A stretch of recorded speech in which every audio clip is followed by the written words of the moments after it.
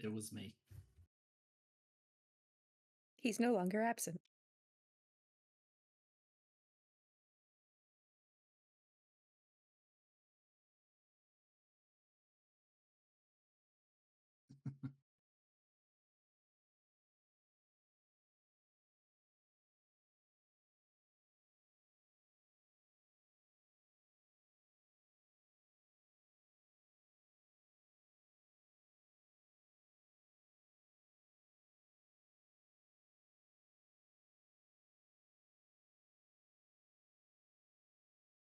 Sure.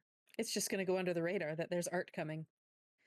Okay. Anyway, we started last week's session with Roz and Audie getting their fortunes told. It was a mutual fortune about what was going to be forthcoming. And they then pretty much everybody went and did their rest. Lilith doubled back to attempt to get Callista's fortune told, and it didn't didn't go exceptionally well. It didn't go poorly, but there was an explosion, so it could have definitely been better. Let's see, on to the next page of notes. Ifrison also mentioned that she knows someone that could help Lilith, but we'd have to go to Tarragon, and right now there's a war and it's a bit more pressing, but that could be a future endeavor. Roz talked to Rathmanus about finding a smith when next time he'd be back, and he's just actually finding a Valisai smith because while he'd possibly be able to work on it, it's not his area of expertise. Let's see. My goodness. Everybody then just kind of spent the evening with friends or with family.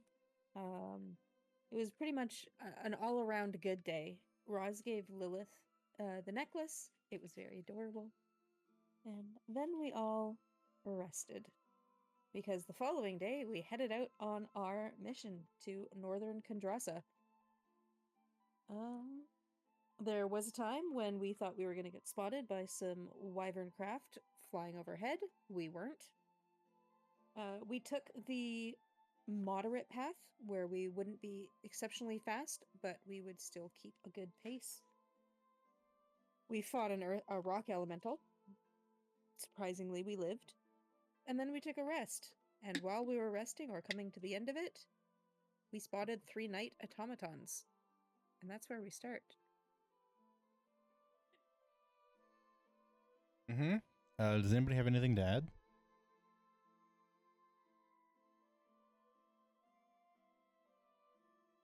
You muted.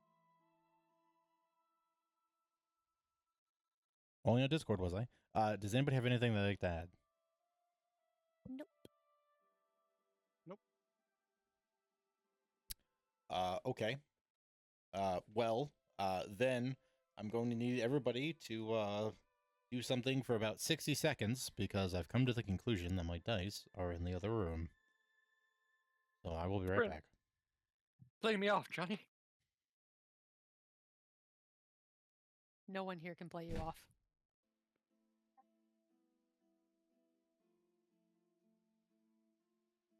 All right, so hello, chat.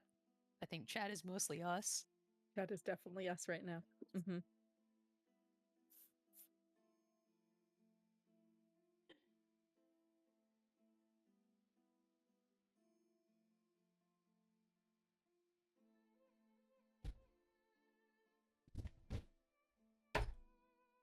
Love chat. This is our stream now.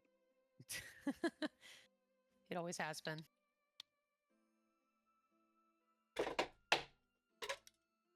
Is the chat in the room with us right now?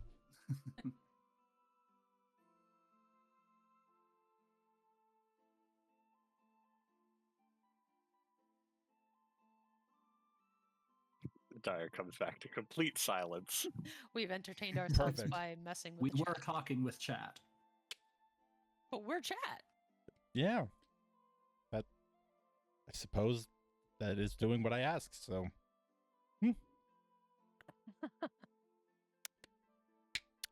Good job, everybody. Hold on, hold on. So, as previously retold by Kay, we're going to pick up where we left off, which is a lot of you having just kind of finished taking a short rest. You're exiting, you're preparing to exit through the cover when you hear the sounds of heavy mechanical footfalls in the distance, and upon peering through your cover, identify 3 night automatons trudging up the steep slope towards your destination. Last I recall, Lilith was loosing an arrow. Yes. I think that's right. What I recall. damaging them. So we're just gonna start with that. Shall I roll the attack? You should roll the attack. Oh, Let's try to boy. remember. Here, we'll go with that one.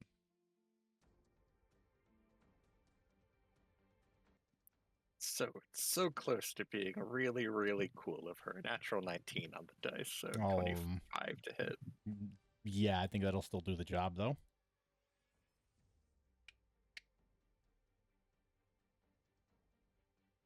For 20 damage. Oh, wow. Yeah. You loose the arrow from your hiding position. It strikes through a portion of its neck, and you kind of watch as its head tilts off at an odd angle, and it just kind of collapses into a pile, dead, leaving 2 knights. I suppose, since I can, I'd like one of the ones next by it to make a wisdom save. Sure. 'Cause historically, automatons are good at these. I don't even need to go look at the modifier. It rolled a 6. Awesome. A little bit of like necrotic energy will shoot out the other side of the automaton that she hit, Mm-hmm. like in the same trajectory before arcing back and shooting into one of the other ones for 3 points of necrotic damage. Oh, not bad. Notable. All right.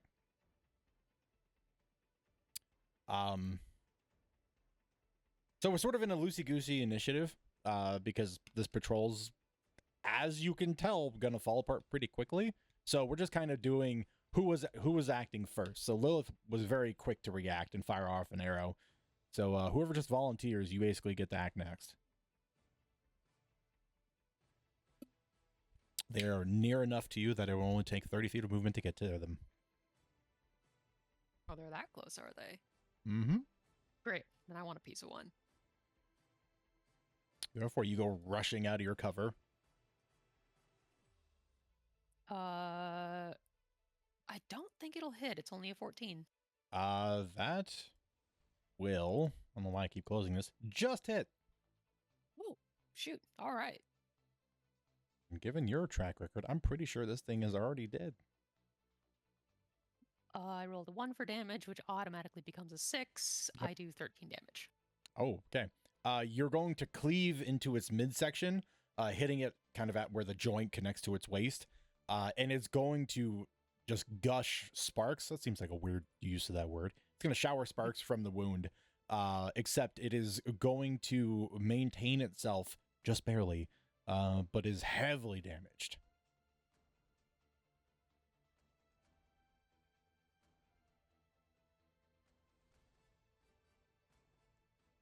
Anything else from Ross? No, nothing else from Roz. Okay, next up. First come, first serve. I assume Titan wants a piece. Titan does want a piece. Get some. Where's the next closest one, or the closest one alive still? There are 2 remaining. One that Roz just heavily damaged, and one that is untouched. They're all roughly within 1 turn's worth of movement to get to. All right. I mean, it's always more efficient to kill something than to damage 2 things. Let's go after the one Ross has damaged. All right.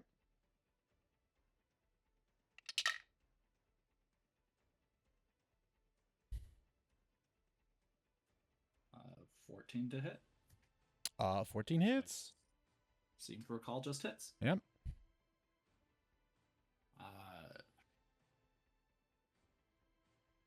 That's 7 damage. Nice. Yeah, the one that was already damaged by Roz easily felled by a claw swipe from Titan. Yay. Can I reach the other one? You can. Too far. No, they were marching in a group. I have 2 attacks.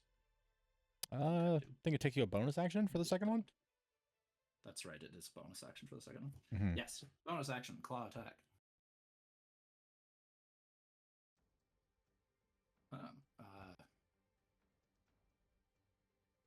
24 to hit. Oh, yeah.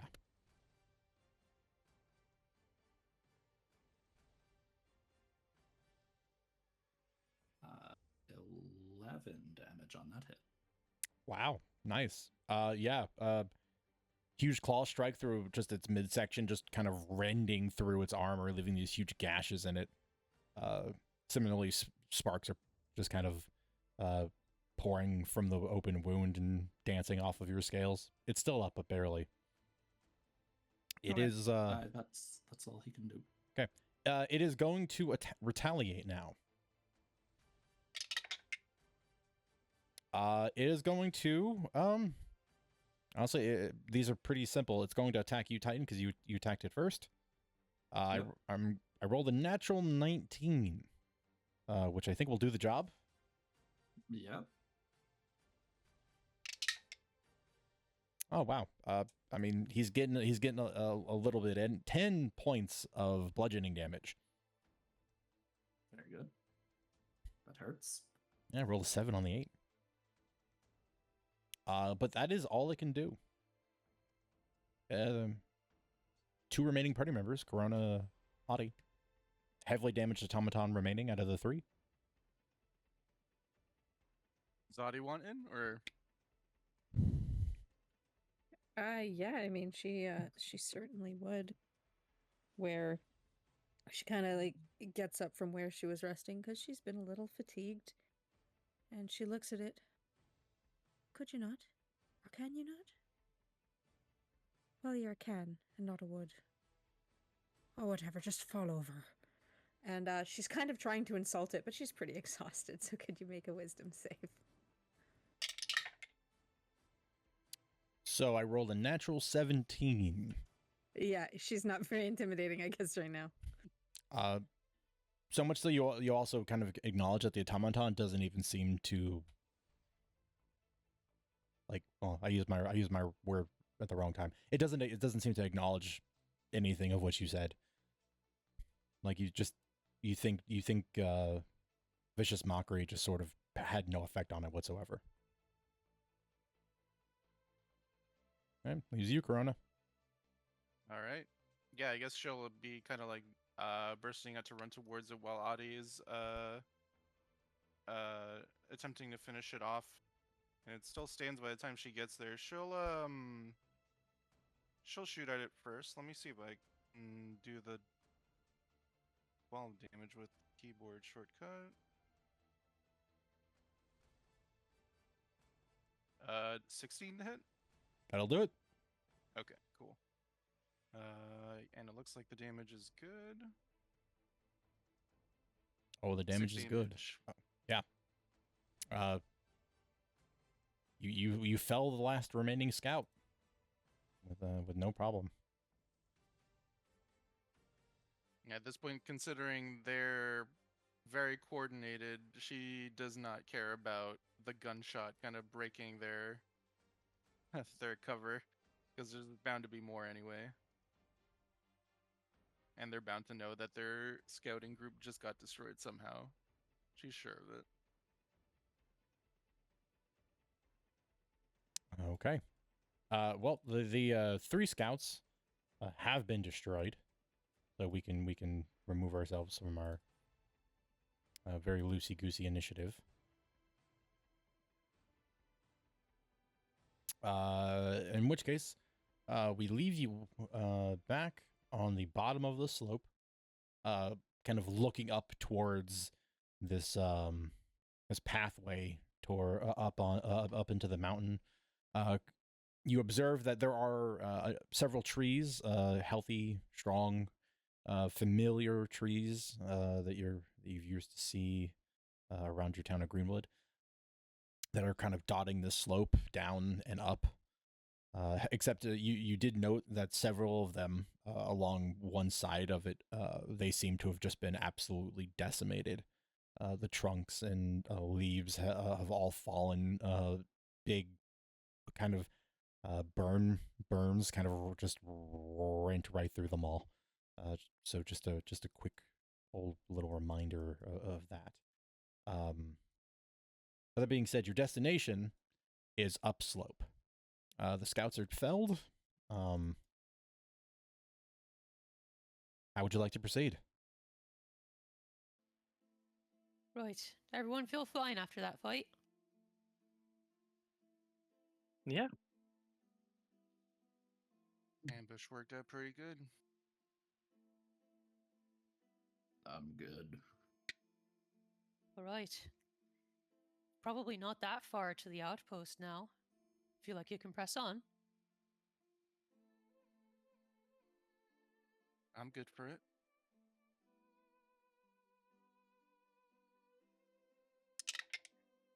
All right. Then let's do this. Unless you wanted to stop and pick over the bodies real quick. You might have those cores.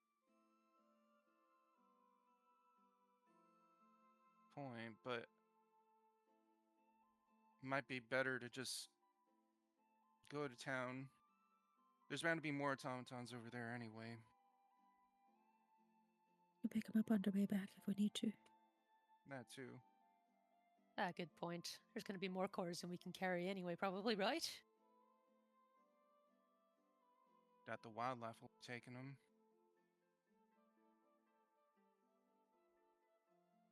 All right. Well, let's press on then. On we go. Okay. And so begins your uphill trudge. Like I said, it's not so steep that you have to worry about backsliding. There's enough trees dotted along here that provide ample shade and cover. So much so that, no position is necessarily a bad one if you were suddenly ambushed by a group of automatons. Not saying that would happen or anything. Speaking of, everybody throw a d20 for me. No modifiers. Report your results. No, I hate this. I always roll so high. 16. Oh, 9. 7. Anybody higher than that 16? No, I don't think so. Okay. Well then, as you are making your way up this hill, further and further into the mountainous terrain, towards this very reclusive Shalsir outpost, you do note that after a certain point, after about 45 minutes to an hour of walking, really kind of getting some distance up there, the terrain does get a little bit more uneven, a little bit less forgiving, and you do note that there begins to be small signs that combat had happened at some point, and then the further you continue walking, the more and more obvious signs of it that are there, except the fact that there are no remains of any kind. There's no bodies, there's no scrap left over from the automatons, nothing. There are clear marks and signs of battle having occurred, including various scorch marks and explosive marks, but no remains. For interested parties, you can make either a survival check, an investigation check, or suggest one to me for information gathering purposes. Ross can make a survival check. 14. Pretty good. 22 investigation. Nerd. It's going to also do an investigation. But it's not a 22. It's a 15.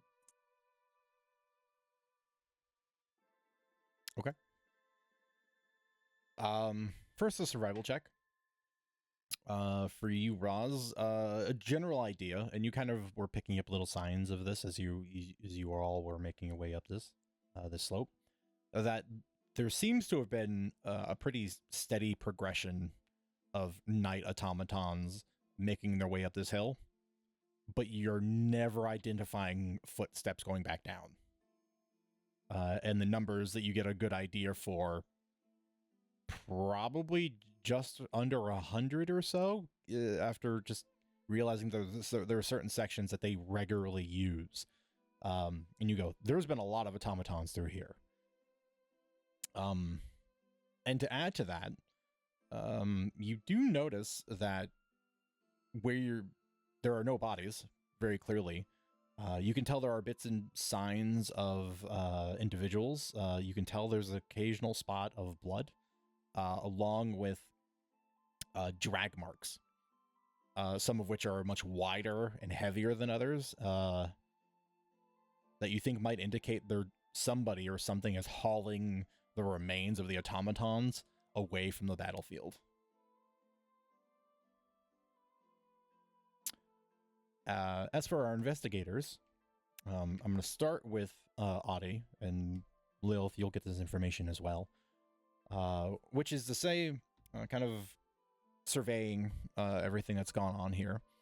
You can tell a lot of the way the battles have been fought have been pretty by the book. You can identify pieces and remains of crossbow bolts and arrows.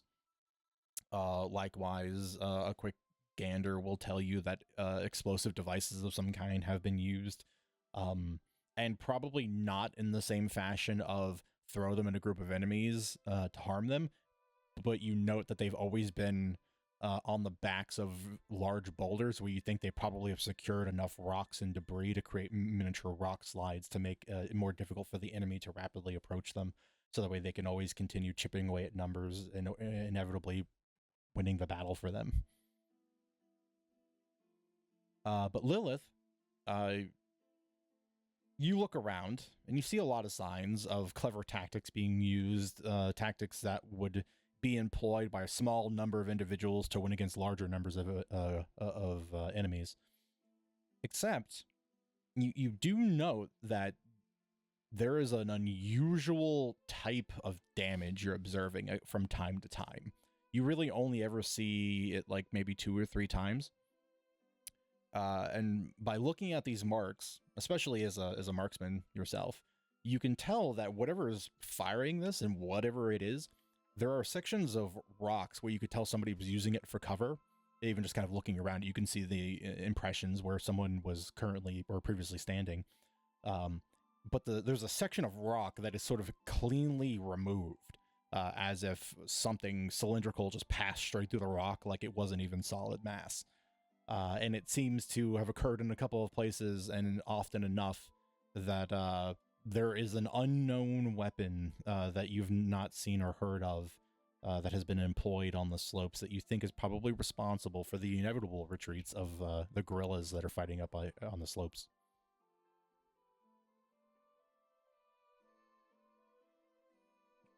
You'll definitely share that with the party. Seems they've got some kind of dangerous new weapon.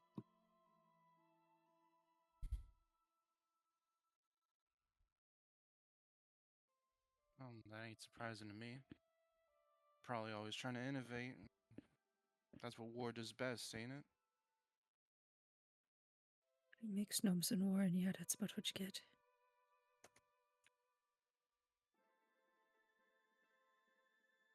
Any idea what we're looking at?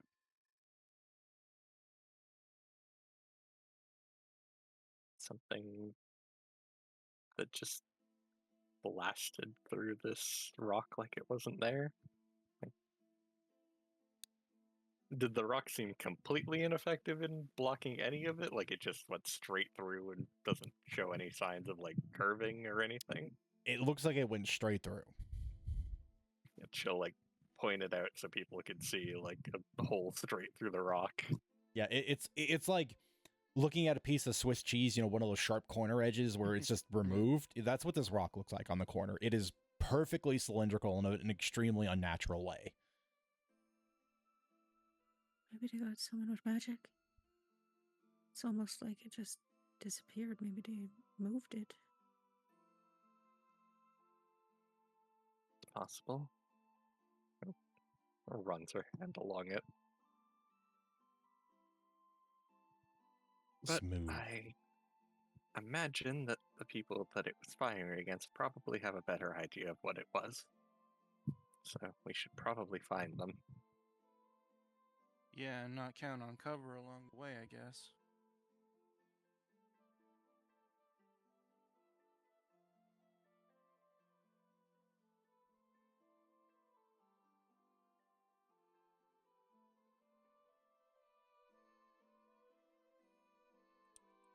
Maybe we can find some tracks. They were obviously fighting here. Well, all of the tracks go in the same direction. None of the automatons retreated, and they all go that way. So either there's a bunch waiting or they're taking them all out. Or they're still fighting and they need somebody to come up on their flank. It's been a fairly slow retreat. They might still be fighting.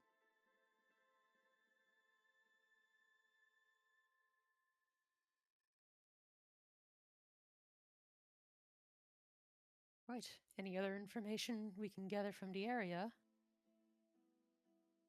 That's everything I found. You want to tell me any history of the area real quick, you giant nerd?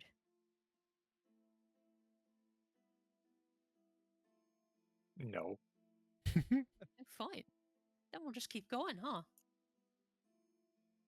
Need delivery. Okay. You press on with this newly acquired information. About another half hour passes. And at that point, you've begun walking into what you assume is a low-hanging cloud as mist begins to swirl and dance around you all. The air temperature getting a little bit cooler as the moisture settles onto your skin. The trees continue this far, and you, in the distance, begin to hear footfalls. Heavy. Familiar. Enemy. I'd like everybody to make a perception check. Let's see. Oh, despite being usually very bad at this, I got an 18. Ooh. What'd you expect? 7. Mm-hmm. 9. 14. 15. Okay. So the 15 and the 18,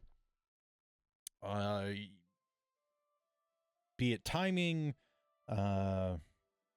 be it luck, you glance up the slope, several trees dotting along the way. You both are able to identify two things of particular interest. One, there are silhouettes very clearly of night automatons in between the trees. But there's also what appears to be a very obvious pathway that has been created. And you can tell that it has been man-made due to the fact that there are purposely carved steps out of the rock.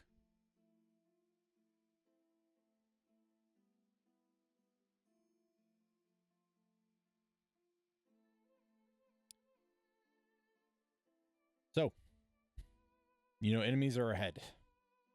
The mountain has kind of risen up on both sides, limiting your available amount of space to be clever with. This is straight uphill to your destination.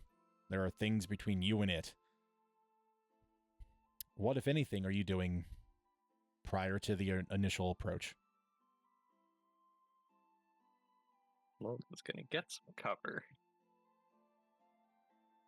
Oh, don't worry. You'll have a chance. Here. I'll just make it easy for all of you. It's a map. It's a map. It's a map. Oh, okay. Ooh, it's a really cool map.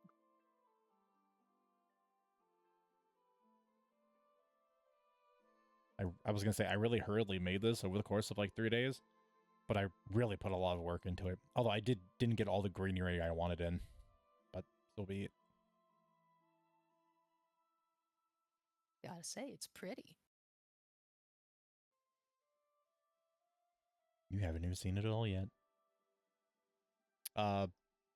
Just to be clear, there are some dark sections like this over here to the right. It is a fall. It is a fissure. Okay. There are a couple of small spaces like that throughout the map, so be aware of them. There's a bear.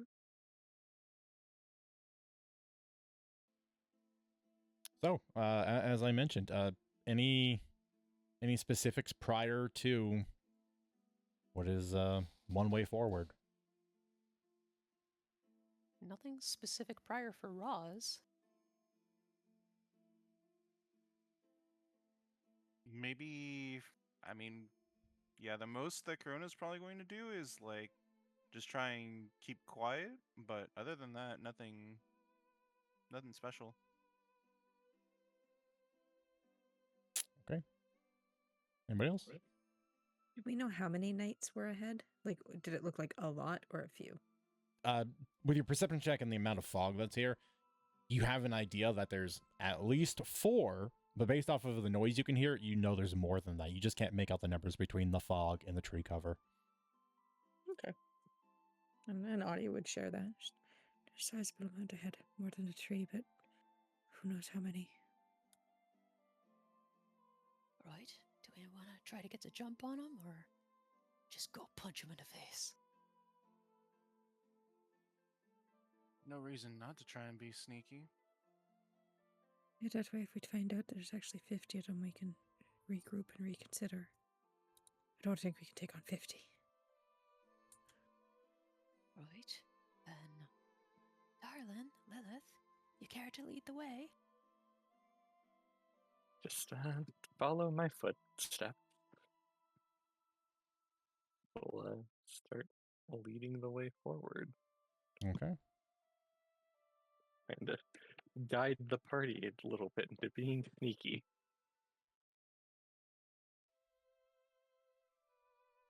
I do want to mention just a little oddity to me having to set up the map in a very short period of time, and an oddity I couldn't fix in that time period. The 10-foot elevation you're all at is elevation 0, just so you're aware. Okay. I will tell you elevations as necessary. You can see under the trees too. Yes, you can. They provide real cover. So I'm going to pause you all there for a second. As you were all moving along, so far, without any issues, you hear the first sound of something sizzle through the air and strike something hard in the distance. There's a flash of light that occurs from the northeast. Although I guess technically it's the southeast, but semantics. Northeast on the map. And then you begin to hear several more of them as these flashes occur. These arcane bolts are flying towards the distant shelter, of which you cannot quite see, and they just seem to be absolutely harrying it. Each flash reveals where the knights are, and there's quite a few that you can identify just at a glance. Honestly, more than I can quickly ping.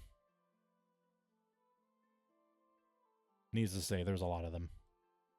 Okay, so we're getting pretty close to some of them right now already. Technically, you passed one, it just didn't notice you. However, case in point, stealth checks, because you're trying to be stealthy. And some of you are not good at this. Nope. Nope. 5.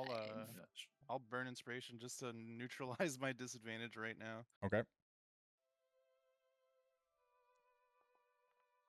Oh, Ooh, Ooh. okay. good use for the Nat 20. inspiration. Yeah, no kidding. Because I keep forgetting that I have exhaustion. That's a 14. Okay. A modified 20 for Titan. Oh, nice.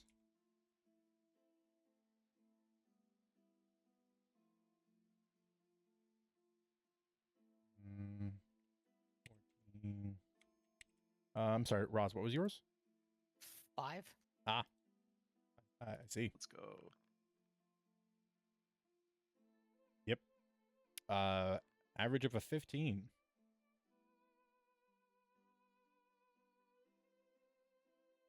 Better or worse, is you are slowly making your way up this this set of stairs, this incline, this narrow pathway, of which you think if you were to begin running up this pathway, it might get dangerous. Might be a bit of a balancing game for some, especially when taking the stairs. Be aware of that should you decide to sprint or run for any reason. If you move at half speed, everything is A-okay. Which is to say, nothing seems to notice you. This arcane fire continues to just pour forward out of the forest towards your apparent destination. Proceed. Lilith will whisper back. So there's a lot of them. And they're currently firing on where we want to go. All right. So we should find the thing that's firing on where we want to go and smash it.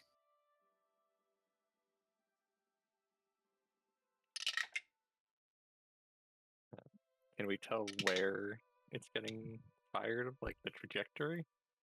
All of the knights appear to be firing weapons. So they're just all unloading on it, trying to break down the door, essentially. Kinda. Again, they're all a good distance away, but they all just seem to be just absolutely unloading into the distance towards a target that you all can't see yet.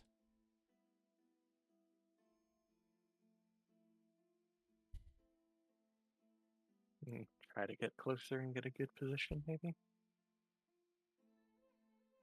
It's up to you. You're leading us. Grumble, grumble. Yeah, it's your responsibility. And your fault if it goes poorly. Oh boy.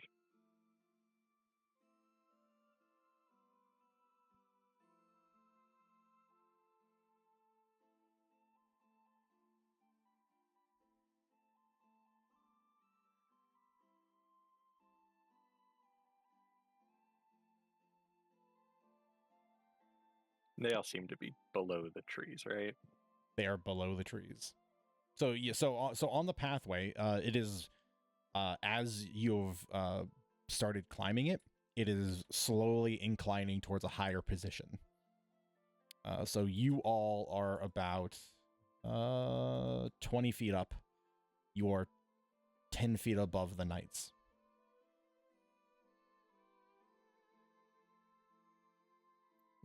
Pause. As you creep past, almost instantaneously,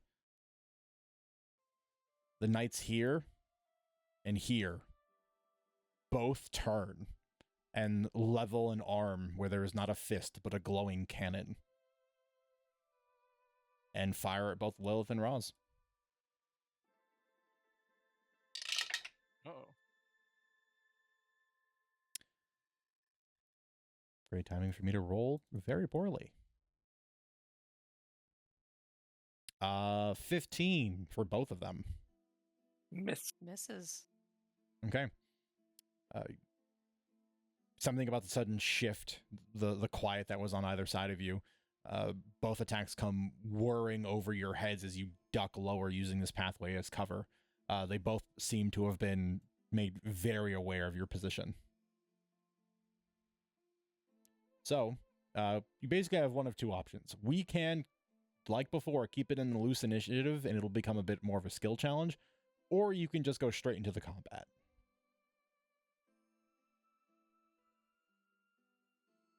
Right, gang. What do we want? We want to kick some ass, or do we want to try to skill challenge it? I, for one, love a good combat. I like combat, but I'm not sure if we'll be effective. I guess my question is, would we just be in combat with these two and then return to stealth? No. It is likely that as time progresses, depending upon how you choose to fight, more will join. You guys aren't exactly quiet when you fight.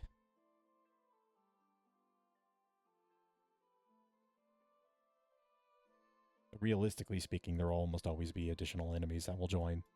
Maybe all of them.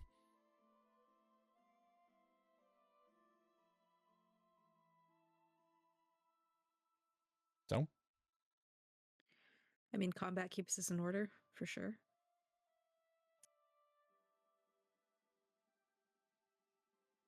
Let's fight them. Okay. If needed, we can run. As I say, yeah, unless we think we can circle back and go along the tree line, like, instead of up the steps, but around the sides. I think we need to climb a hill to get into the building, and Yeah, it appears to be Yeah. surrounded by spikes. that's true. Oh, I did an oopsie daisy. I had all the knights invisible. I was gonna say I can't Oh, see yeah. That's them. why we can't see There you them. go. Yeah. Oh, how that's many way more knights there are. terrifying. My bad. Oof. Oof. That's to be expected. My screen's I filled will with so many take it. dice. Duck behind a tree just to see. Yeah, okay.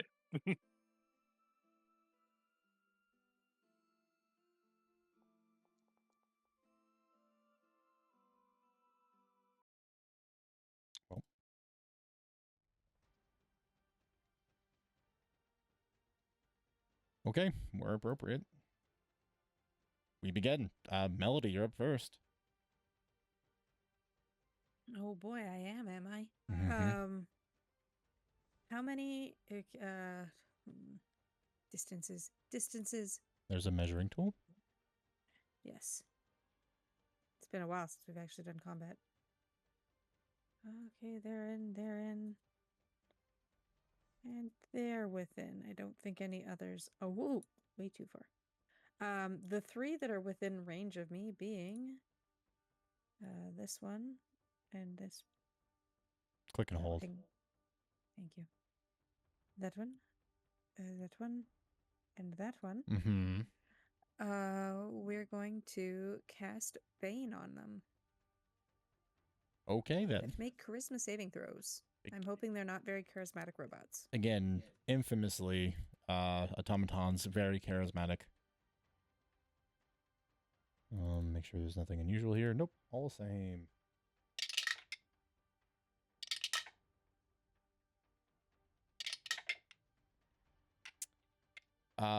All three fail. All three under a 14. Nice. Oh yeah. All right, D4 for all of them. Minus to whatever they do going forward. Noted. Movement? I'm keeping with the group, but I'm not looking to rush ahead. So I guess I can't buddy cop because I'm out of action, but I'm right up next to Corona. For the record, buddy comp does not require an action.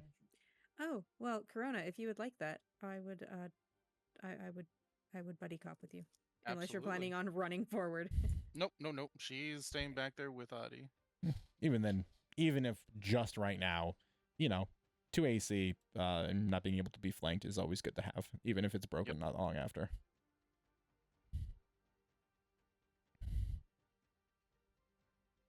Okay. Oh, yeah, I should actually hit the begin combat button. Jeez. That's why I couldn't end my turn. Now you can.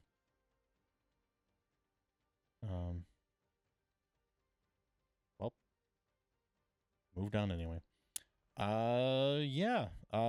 This knight immediately responds to the actions of its comrades. It is going to raise an arm with a glowing arcane cannon on it, and it is going to fire a bolt at Corona. See, there it is, buddy cop, relevant. There we go. Yeah. But it is going to miss. Suddenly bumping into Melody, who is like, hey, stand with me. Jostles you just enough that you kind of lean back, and the bolt flies over your head, skittering over the rocks. Nice.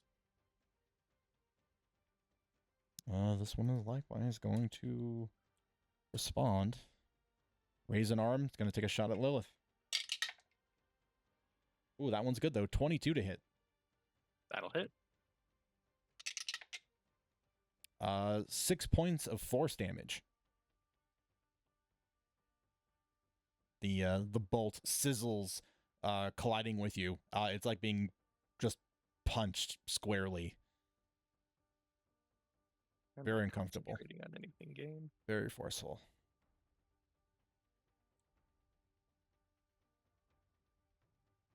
This knight's going to step up there, identify a target in the distance, is going to take a shot at Melody. Is going to miss. Corona's going to yank you to the side. The bolt's going to whiz past. This one, who is currently baned, is going to, saw a friend hit an enemy. Gonna attack the same enemy. Makes sense. I won't even roll the bane die. I rolled a natural 4. Lilith, this shot will miss you. Wow, these guys had really good timing in the initiative order to be like, oh, the people near me, we're gonna hurt them, right?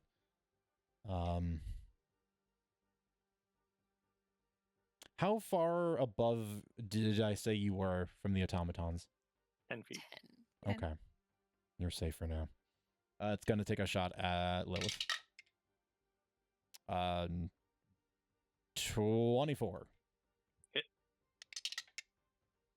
Same as before. 6 points of force damage.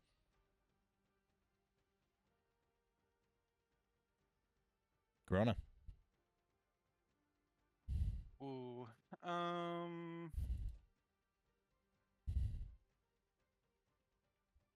I think she's going to ready to move with Melody. I don't think she can afford to attack in this situation with her shotgun because that's gonna get the attention of everyone. So Yeah, that's fair. yeah, she's gonna ready to move with Melody and trying to like maintain buddy cop. That'll be your turn.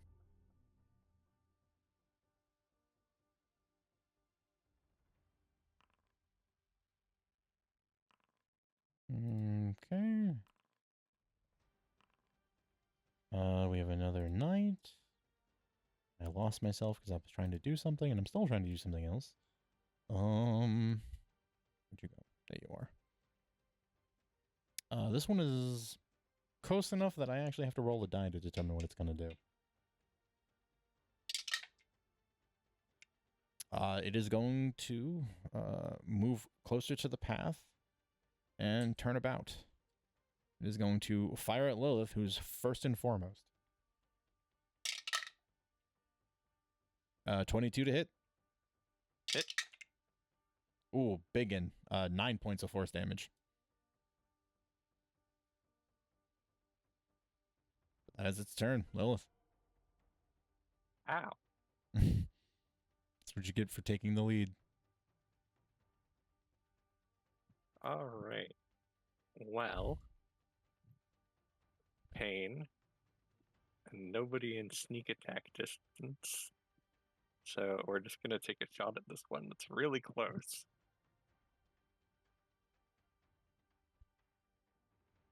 That'll be a 15 to hit. That one? Yeah, 15. Oh, hang on. We'll do it.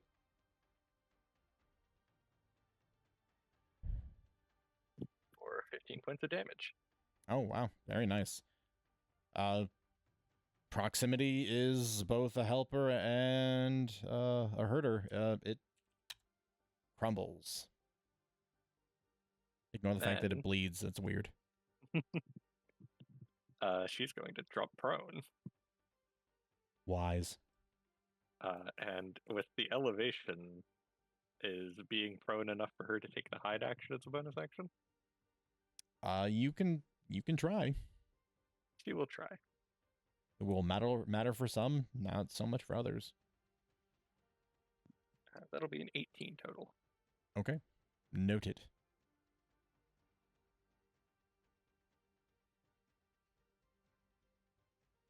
Titan. How high up are we compared to these You're automatons? 20 feet up currently, 10 feet above the automatons. They are size large.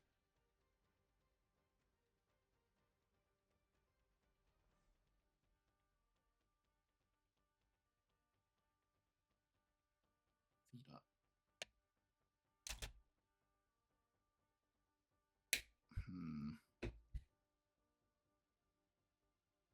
That is a bit of a fall to try and get down to them. And Titan has no ranged options. Throw a javelin. No, he doesn't have any javelins. Oh. Well, there goes my suggestion. I appreciate the offer of help, but he literally has nothing at range. I mean, So neither do he's most going dragons. To move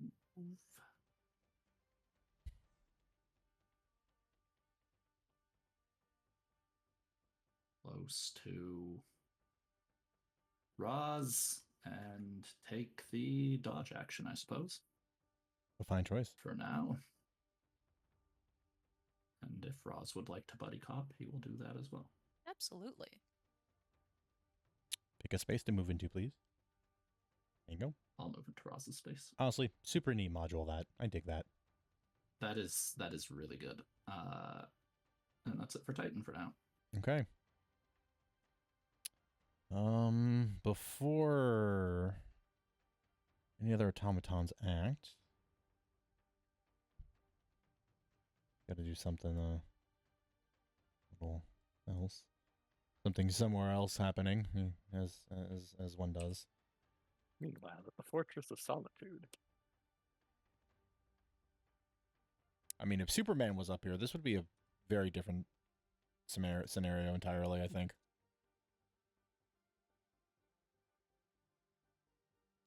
Let's just shoot.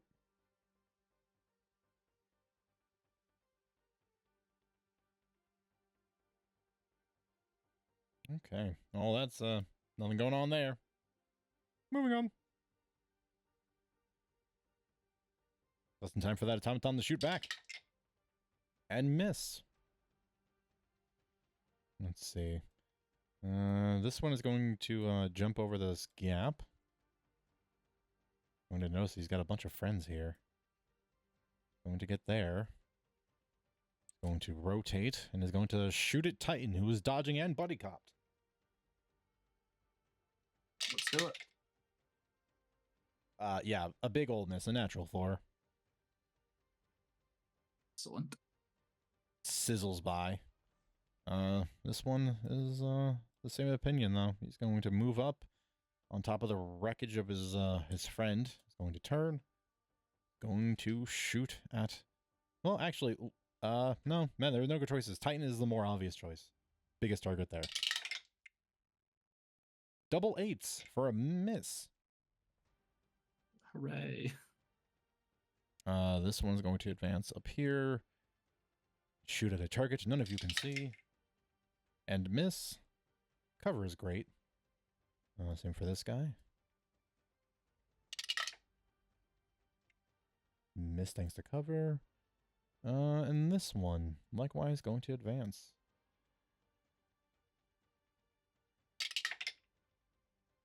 And a miss. Ooh, I'm rolling very poorly. Roz. Great. They're hurting Lilith. That can be said. I'm accepting the 2d6 falling damage. Okay, then.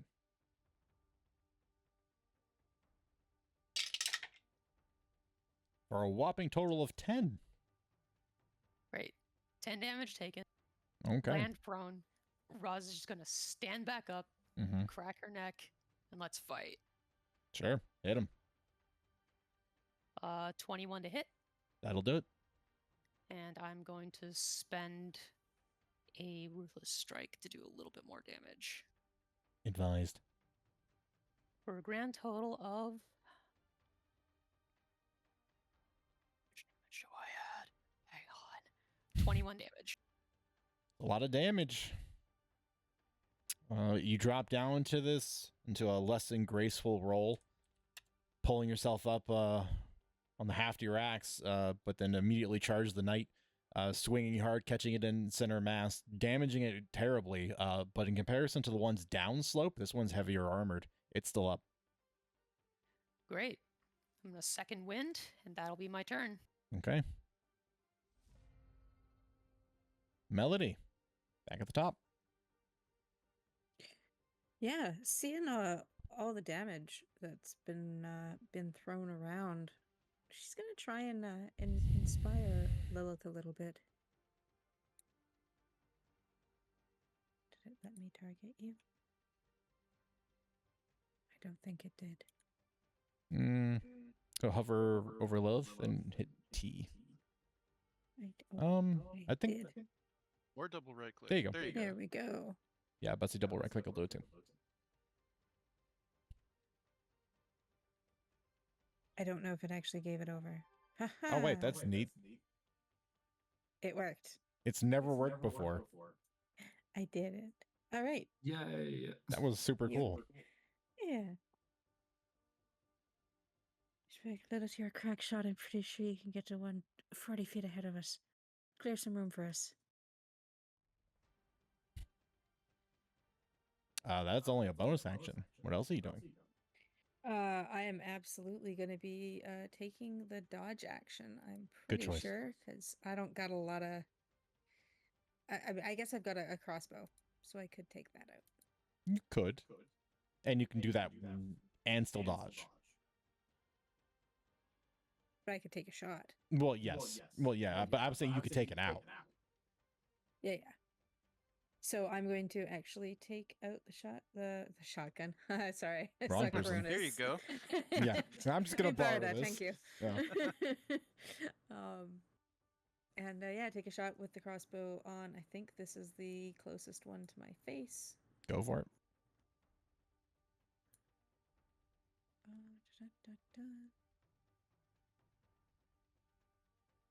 Okay. I'm realizing. Oh, there's the info button. I'm like, I don't know what to add. Yes, I do. No, I don't.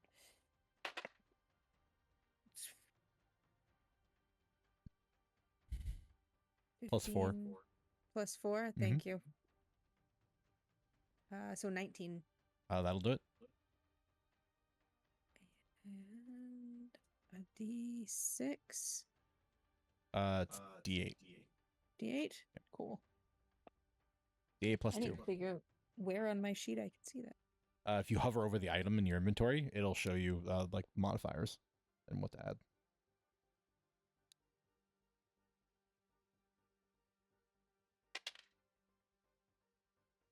So 6 plus 2. Oh, I guess I should say still exhausted. So that was technically a Still hits. 18. Okay. 8. 8 damage. Okay. It's surprisingly pretty good for a melody shot.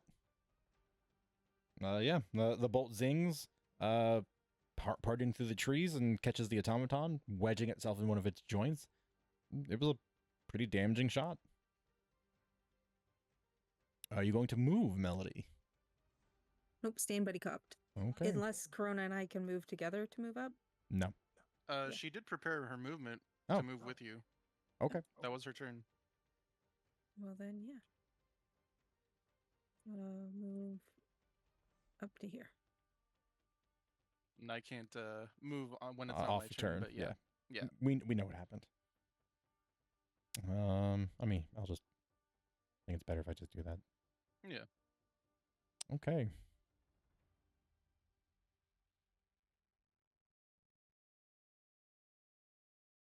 In the distance, you're going to hear a sudden crack of thunder, as it sounds as if an explosive is being detonated somewhere over yonder.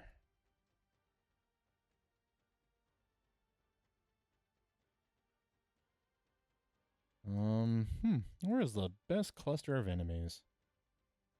You.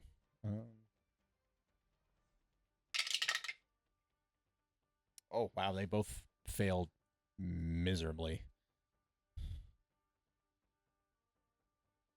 Gonna roll 4d8 damage.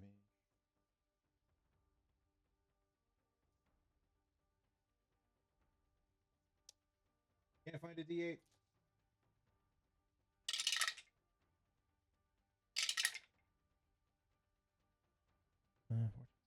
Okay. Not bad. Not the best.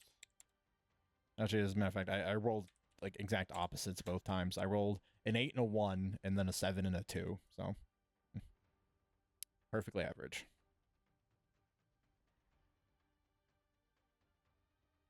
This one is going to move up to you, Roz.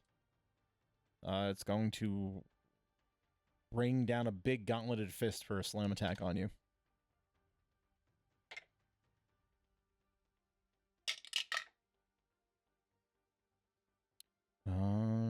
Nope. Even with his friend providing a bit of a bonus is not going to be sufficient enough to hit you. Excellent.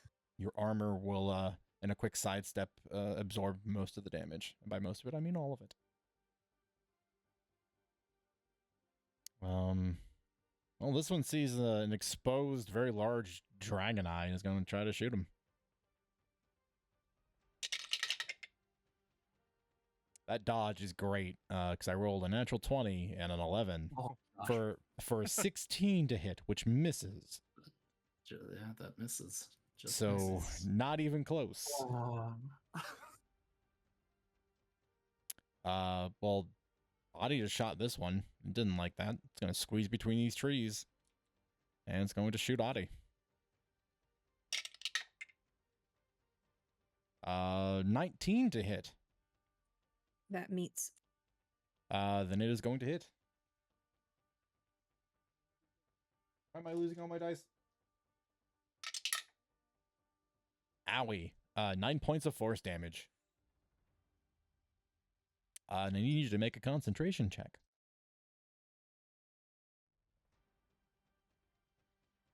Yeah, you do. And I need to exceed. 10. You just got to beat a 10. It's a 15. You are fine. Okay. This one is going to turn its attention to Roz. Unsreeze. Oh, it rolled well. 26 to hit, which I think will do it. Oh yeah, that'll hit.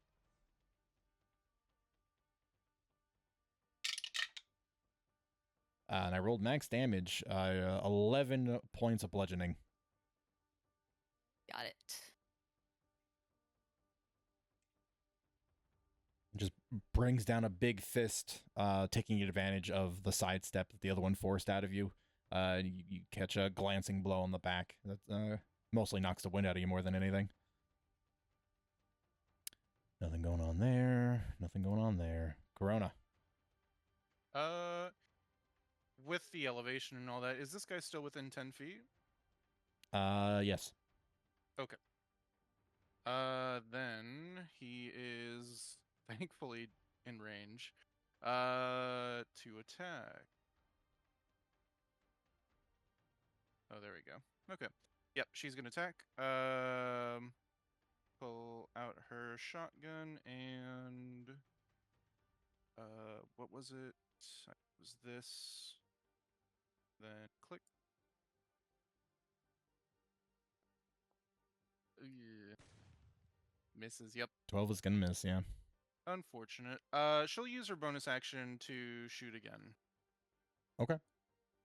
Double barrel. There we go. That'll do it. Aw. Every time. Every time. That's okay. That was action and bonus action. She is going to stay right here to maintain buddy cop to protect Audie. And that is the turn. Yeah. Okay.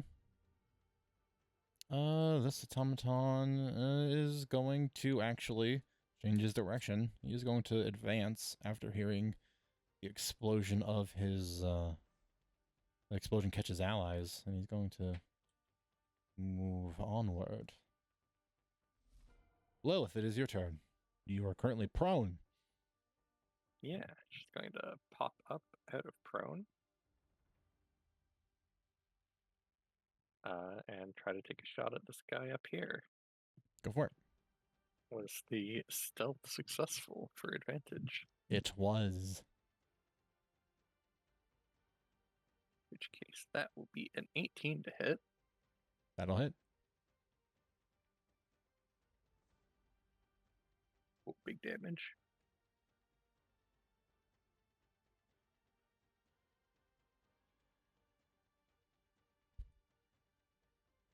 For 25 points of damage. Oh, wow, yeah, that is big damage. Your arrow crackles with lightning, whistles through the air, catches it straight into its single glowing optical receptor, and it collapses into a heap. Take a moment to look around, make note of what's changed and what hasn't. Drop prone again, bonus action stealth. All right. Not so great on the stealth this time, only an 11. Oh, yeah, that is not good. All right. Next up is going to be Titan. No, actually, Oh. it's a bit late. Can I use my bardic inspiration on that stealth check? Sure. Add 4 to it to make it a 15. 15. All right. Respectable. Titan. Well, Titan always hopes, but never believes that one day Roz will be more strategic. But she is now surrounded by automatons, so he's Again? going to jump down and help her. His aim, though, is to try and jump on this automaton Okay. and land on it Sure. with his attack. Yeah, make the attack. You need to exceed its armor class a certain amount, and if you do, you will land on it. All right, let's do this. Good, but we need better inspiration. That's what it's there yes, for. Nat 20 Wow. Yeah. Ooh, nice. for a total of whatever it is, 26. Yeah. Huge. I will apply your fall damage to it as damage in your attack. So Oh, all right, thank you. roll an extra 2d6 for your damage, whatever it is.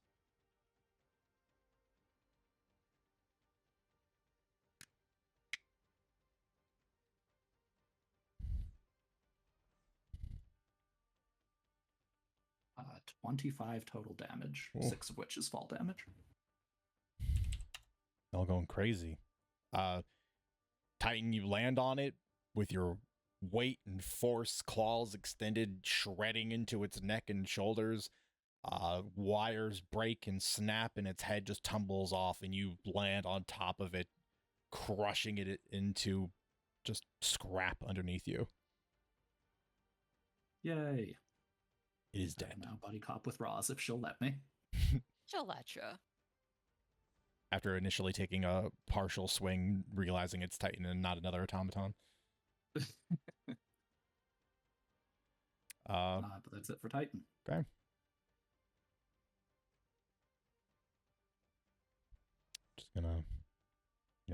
Just gonna play a game by myself really quick. Hang on.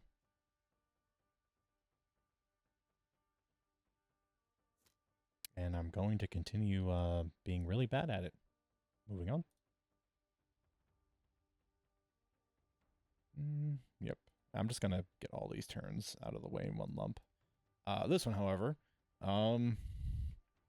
yeah, no, we see Melody, we see Corona. We're gonna shoot the small one on this side, Melody.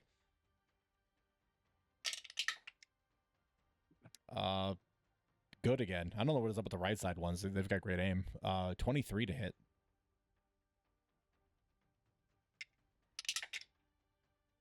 And my D6s are above average. Hang on, I can't math. 5 points of force damage. Nope. Yes, sorry. I really can't math.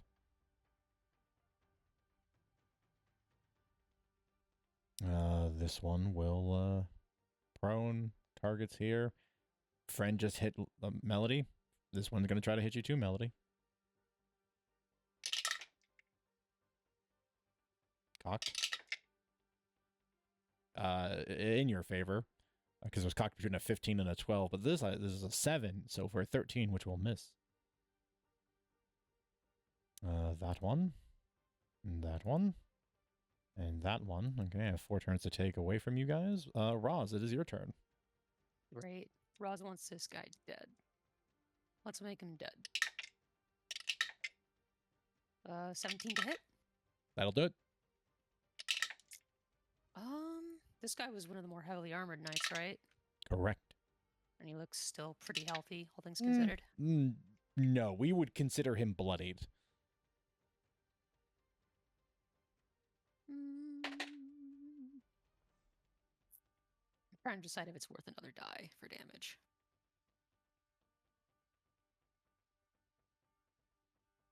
Nice. 14 damage. 14 damage is just enough.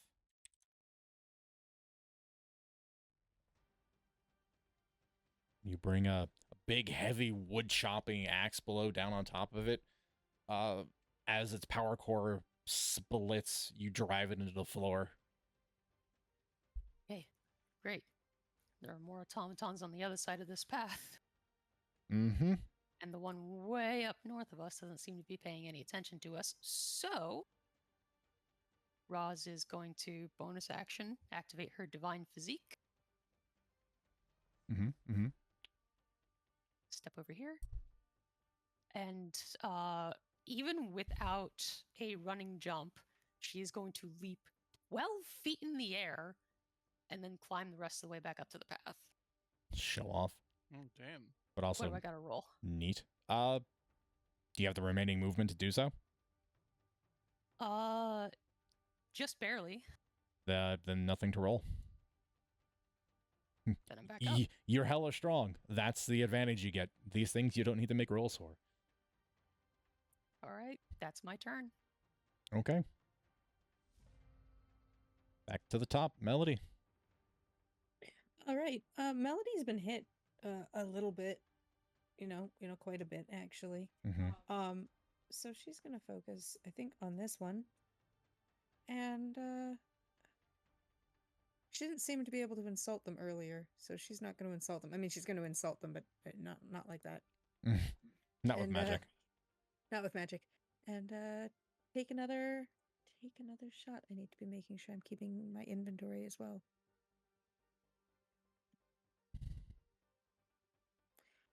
Anyways, we can figure out how to do that later.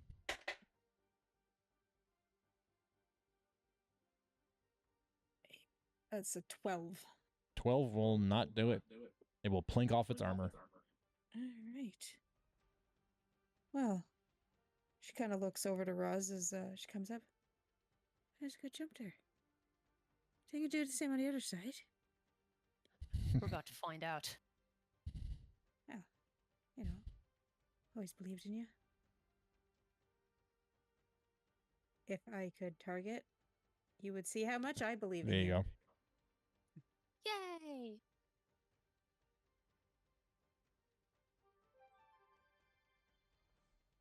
Okay, that's really neat. What a pretty sound. And a cool looking effect. Yeah, gonna stay buddy cop. Okay.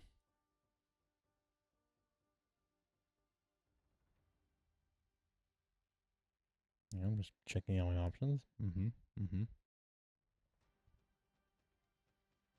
A different, distinctive type of explosion will occur somewhere in the distance.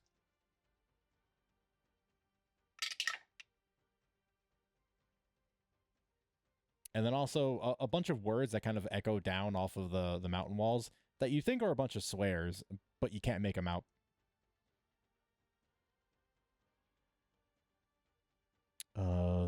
This one's going to shoot Roz. And miss. That's the last one with Bane? No, it's not. Those 3 are dead. Yes. Yeah. So you can maintain concentration on Bane. It's just not doing anything. No, absolutely not. Corona. Real easy turn. Bonus action reload. Action to, if I can, try and help Titan up, if he intends to climb up the cliff. Movement, I'll stay right where I am. Okay. Yeah, fair enough. This one's going to continue north. And get there. Lilith. Second first, same as the first. We're gonna pop up, Boing. take aim at the far one. Because she's pretty sure Roz is not staying up here for long. No. Probably not. Was the 15 sufficient on stealth? Yep. Well, hang on. Actually, before I overtalk. Yes. 22 to hit. 22 damage? No, 22 to hit. Yeah, 22 definitely hits. For 18 points of damage. Okay. And then back down. Mm-hmm. Just like that automaton. It hits the ground. Gonna hide? Yep, 15 stealth this time. Okay. Titan. Well, Titan sees Corona offering him a hand up. He'll take that. Try and climb up here. Yeah. Again, no check required. Especially with Corona offering a hand up. I will allow you to climb up without it costing extra movement because Corona basically pulled you up the rest of the distance. Yeah. Oh, perfect. Thank you. That's 10, 15.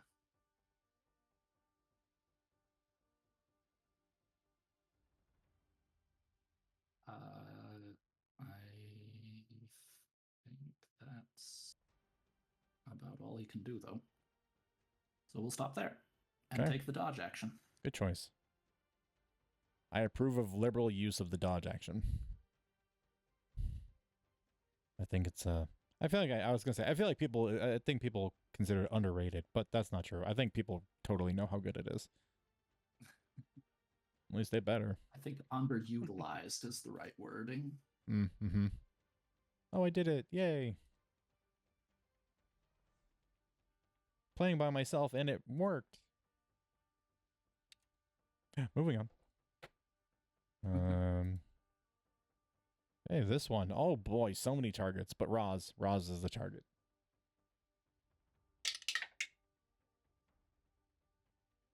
Uh, 24 to hit.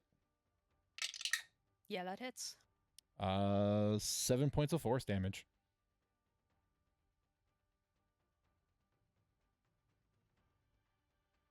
And it is going to back up 25 feet. There we go. They're learning.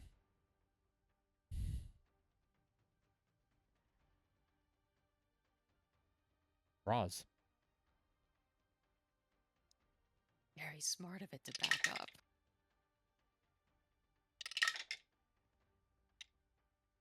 No, I can't quite reach him as easily.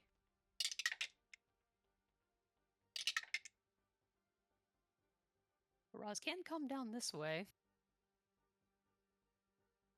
And she's going to jump to this guy. Mm-hmm. Her standing vertical, even without a 10-foot running, is 19 feet. Yeah, getting there, not a problem. Roll your attack in order to essentially deliver your impact onto it, you have to beat its armor class by a certain amount. Okay. I got a 19. I'm going to spend my Bardic Inspiration right away. Becomes a 23. Advised. The Bardic Inspiration pushed you over to the edge. You may deliver an additional 2d6 damage to it. Great. Is this guy armored or shooting? It is currently with one hand a gauntlet, the other hand a cannon. But in terms of its stature, it appears to be closer to the scout variant that you saw downslope than the bigger guys that you fought up here so far. Okay. I'm not going to take a risk. I just want him dead. I am going to spend 1 hit die for a Sanguine Offering because I haven't done it yet. So all of these bloody wounds on Roz, that blood's just going to coalesce on the axe, up on the blade, and when she comes down on it, it's 19, 25, 29 points of damage. Wow. As she Goomba stomps it. Yeah. And smashes it with that hammer. Mm-hmm. Nice. Yeah. There's just nothing left of it. And that's Roz's turn. Well then, Melody, follow that up. I think honestly, she might just, take the dodge action and move forward, because I think everything else is well out of distance. There's a guy over here. Is there? Mm-hmm. Oh, I thought that was a blood splatter. There is a blood spatter, but there's also one over there. All right. Hey, you know what? Let's make a crossbow bolt. Yep. Yep. Fighting. We're fighting. Fighting. 17. That'll do it.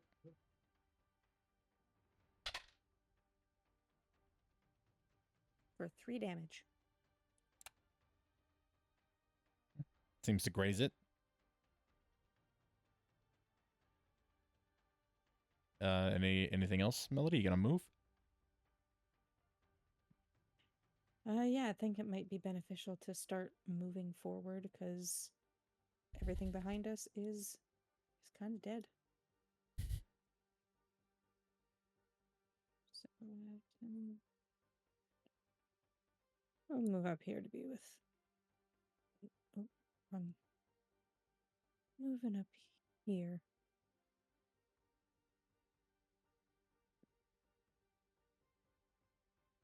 Does Corona follow? She did not ready Right. an action to move. Yep. Okay. You're by yourself. Okay. Is that your turn, Melody?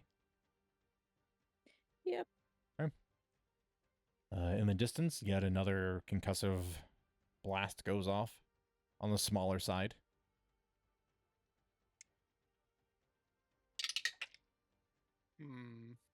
More cursing in the distance.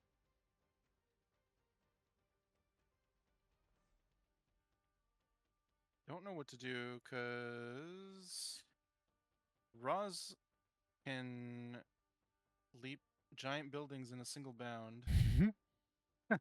So she might not need my help. I think, I guess I'll ask, could I, you said moving half speed is fine. Yep. For not slipping off. Correct. Could I move, I guess that's Mhm. there, right there. And then use my action to help anyone that might want to break into a sprint. Sure. I will allow you Or to maybe use the your first person or something. Yeah, I'll allow you to use your action to allow someone to move normally on their Yeah. turn. Yes. They Yeah, just in if order they want. they just have to pass you. Okay, perfect. Okay, that's my turn. Okay.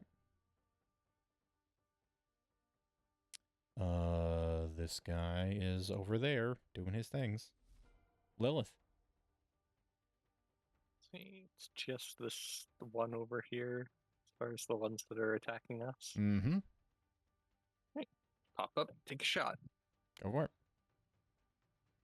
Well, good thing I have advantage. Because that's a 19 and a 1. Oh. Had a few of those tonight. 18 points of damage. Well, Audie loosened it up for you. Yeah. But she used half her movement standing up. So she'll use the other half moving forward.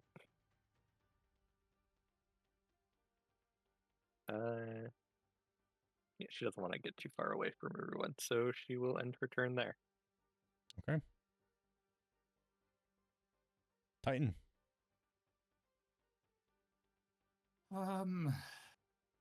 Similar to...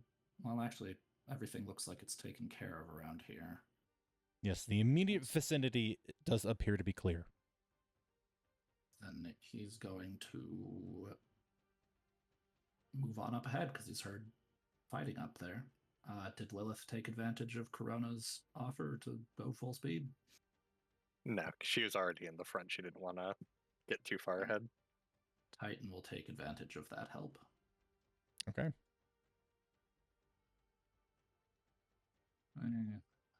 30.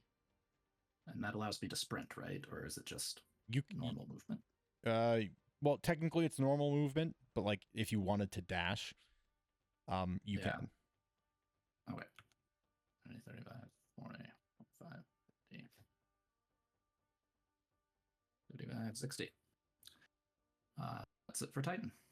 It is important to note, Titan, in your current position, you are now 30 feet up instead of 20. Okay, thank you.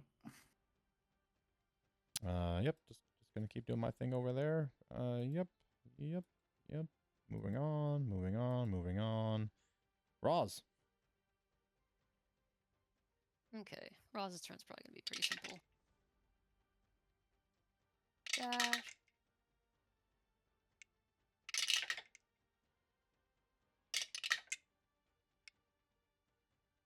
Gets me all the way to there. Okay. That's pretty simple. Top of the round. We're gonna go take a break. Because it is we're at the halfway mark. So we will come back and wrap up this combat. Until then, we'll see you in 10 minutes. Bye. Or see you soon. Don't. And we're just right back to it, because why not? Top of the round. Melody. All the automatons in the immediate vicinity have been felled, and Titan has moved on to engage in the others. Yeah, I was going to ask I'm on the wrong screen. I wanted to ask, you said it was, so this is difficult terrain? I mean, actually, that's probably the better way to do it. So half speed.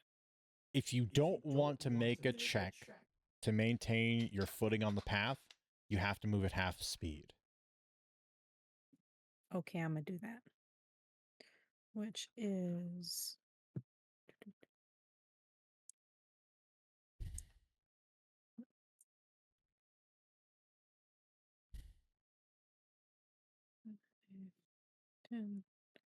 Just past there, I think.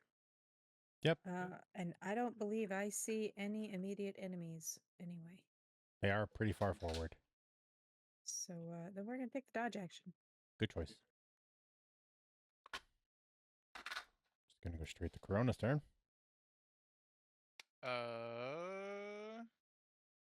Move over here. Nothing with the bonus action. I'll use my action once again to help anyone that wants to take full speed. Okay. Yep. That's that guy. Lilith.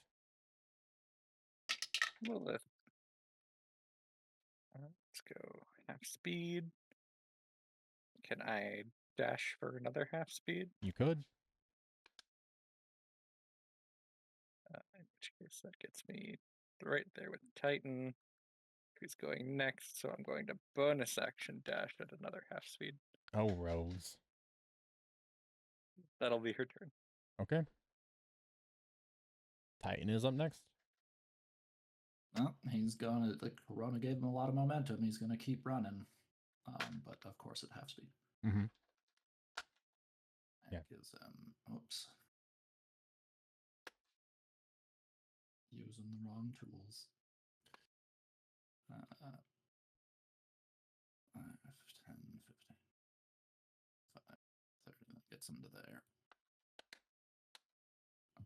But that's it for him. Okay. And I was gonna say elsewhere. So I mean, Titan, you're pretty far along. You can tell there's a bunch of knights in the surrounding trees to the north of you. You are now catching the first sight of a 2-story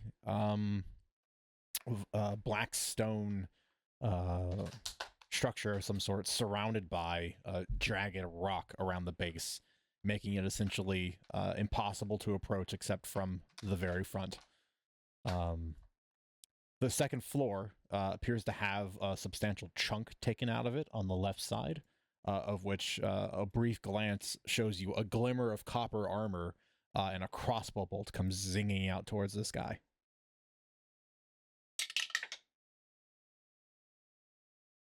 And just because someone's watching, I'll hit.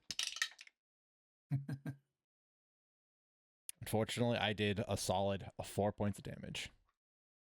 Nah.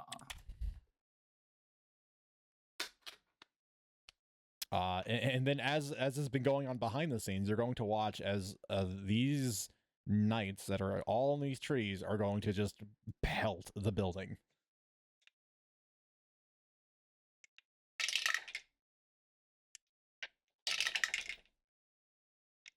Luckily, the building's providing ample cover, except for one that manages to strike the shooter from up in the second floor, just barely grazing him. Oh, max damage. Sucks to be him. Roz.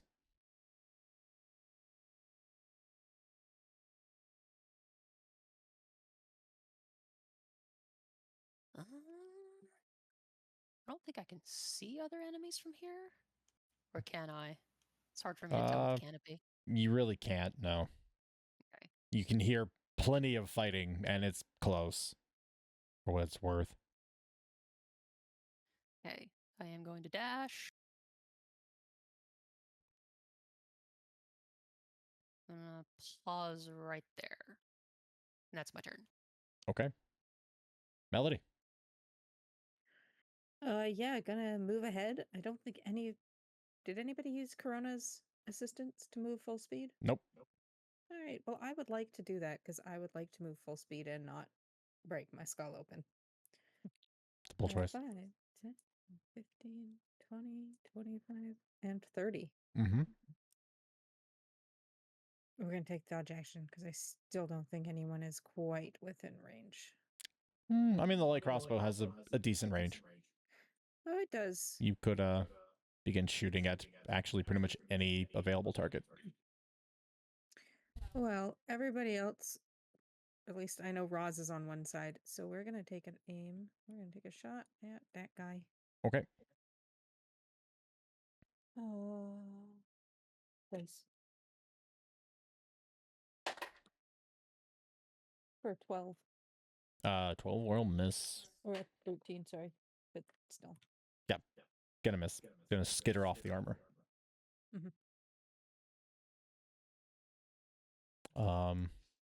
Okay, now that you all are close by, at the very least, Titan and Lilith, you'll see another figure pop up from one of the arrow slits on the top part of the second floor. And you'll just hear someone shout out, "Look out below!" And you'll see a small spherical glimmering object get chucked. And it's going to land somewhere over there. Apparently, they just do better with an audience than trying to fight for themselves. What are you going to do? Yeah, it's going to land at its feet. It's going to detonate in a flash of purple arcane energy. And take... Nice. It's going to take 13 points of force damage. When the dust clears, this automaton appears heavily mangled.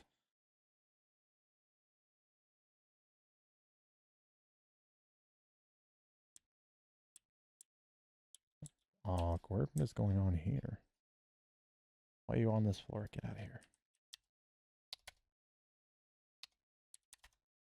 There we go. Up here.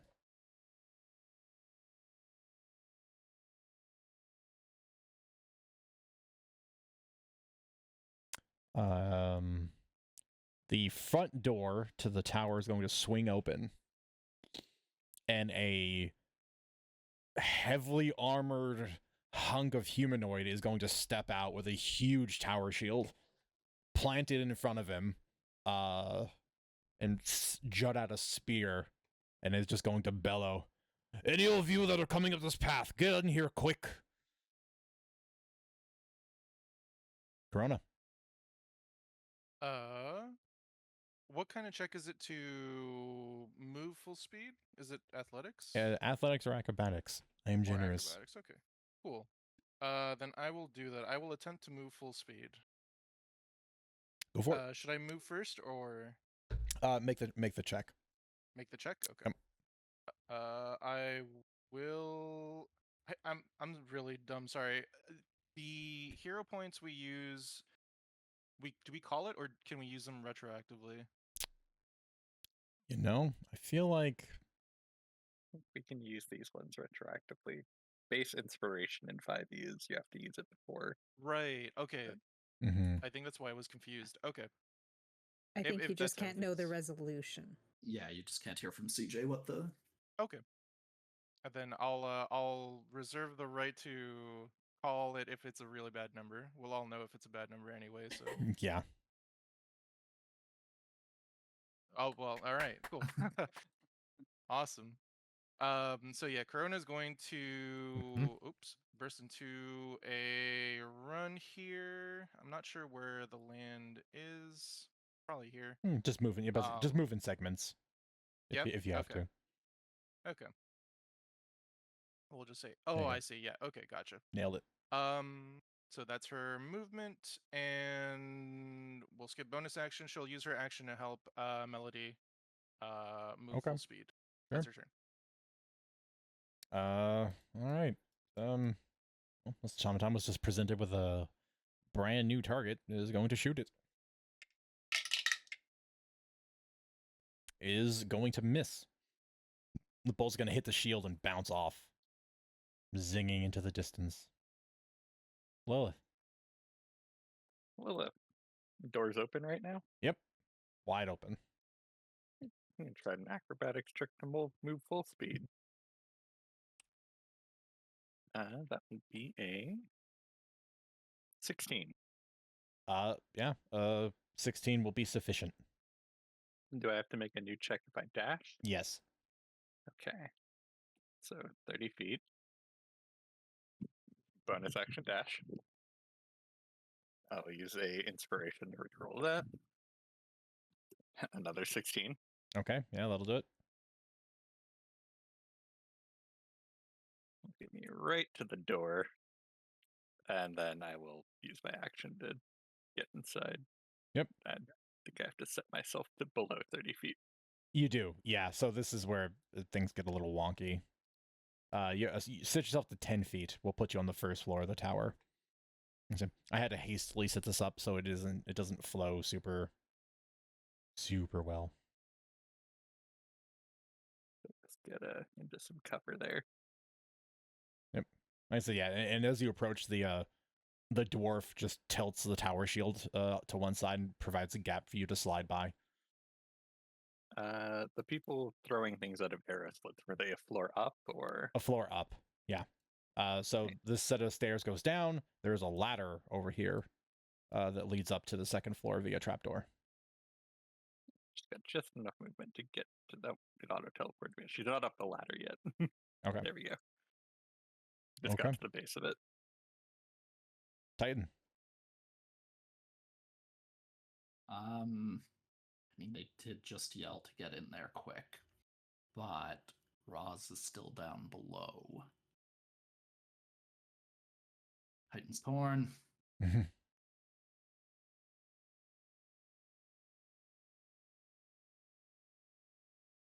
No, his priority is the greenies.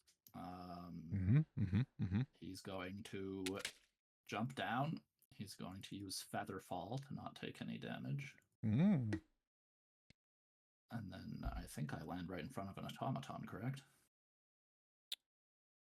Well, let's lower your height to the appropriate one. There you go. Yeah, there we go. All right. Yeah, he's right there. So he's going to just attack it. It's a D10, not a D20. 16 to hit. That'll just hit. Okay.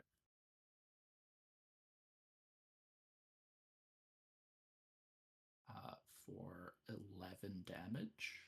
Very nice. Titan's going to bonus action to attack it again. Go for it. Modified 20 to hit. That'll do it.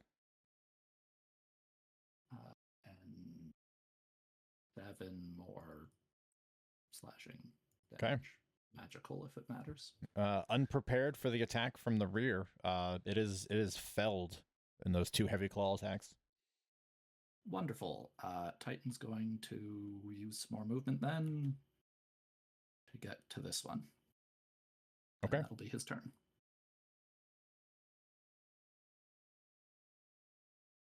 Again, we know the story. I'm going to shoot a crossbow and probably miss. He's got spectators now. You were right.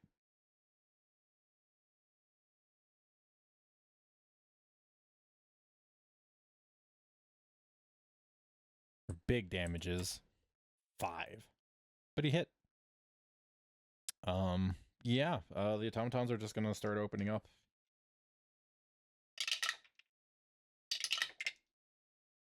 Natural 3 and a 4, not going to cut it. The 2 on the left fire bolts and miss. However, this one's going to spin on heal and approach Titan. Yep. And it is going to attack you. Okay. 13 total. It will miss. That is a miss. Roz.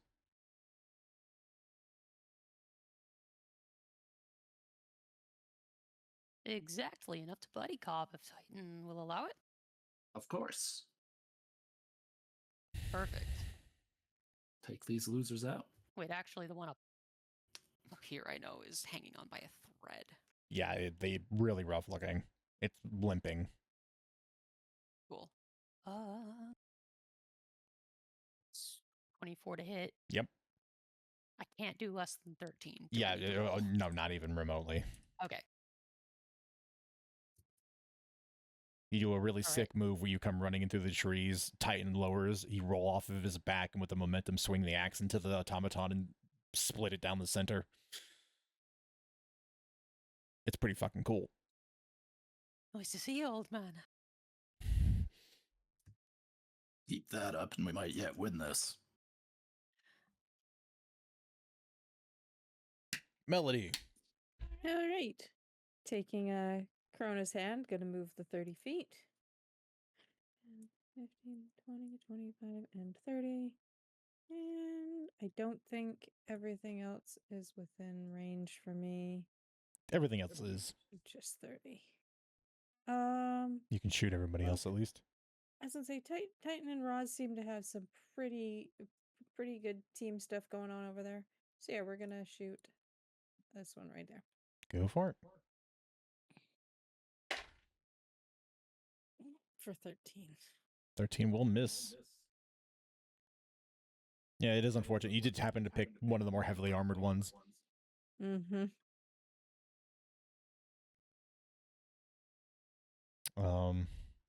Yeah, kind of the same as before. Look out below!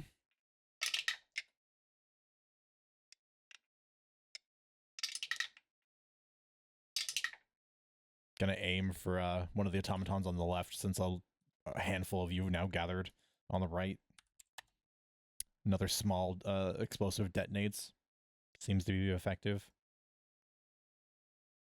This person's gonna move over here, but do nothing. Here's going to stay in his space. But that's it for them. Corona. Same as last time. Attempt to move full speed. Mm-hmm. Wow, That's yeah. very good. Doing good. Cool. Sheathing a weapon, is that a free item interaction?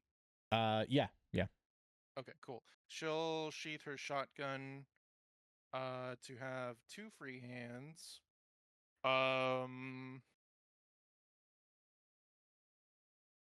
And right, yeah, she's just using her action to try and speed Melody along. That's a turn. That's a turn. Okay. Well, this lone automaton has a very simple line of thought, which is it's going to return and attack Titan.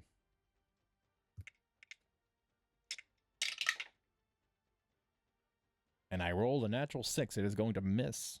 It is going to bring down a big Yay. heavy fist. It is going to whiff as it slams it right between Titan and Roz. Lilith. All right. How much movement is it to get up this ladder? 10 feet. 10 feet. And just enough to get to an arrow slit. Not that this one's particularly handy. Nope, not particularly. She will glance, look around, become close personal friends with this stranger. Mm-hmm. If they're willing. For once in all of my games, they are not willing. They do not want you in their space. She will get pushed back. Oh, it's just like a wall that's been destroyed. Uh-huh. Whole section of wall missing. There you go. She did have to bonus action dash for all that movement. She's gonna take a shot at this one down here. Ooh, no, that'll not hit an 8 total. Mm-hmm. Yeah, I mean, you're a little winded from, like, sprinting up a ladder. Yeah. And then getting bullied by a Goliath and then a small dragon eye. You kind of trip over the dragon eye, not realizing he was there. That is her turn. Okay. Titan. Let's get this guy. Get him. 23 to hit. Yeah, oh, yeah. You guys. Very much damage. 5 damage. Still standing. Bonus action attack. Get him good.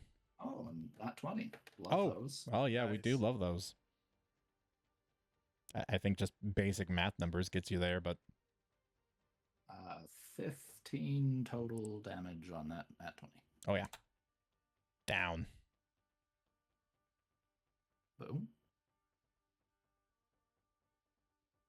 2 automatons remaining.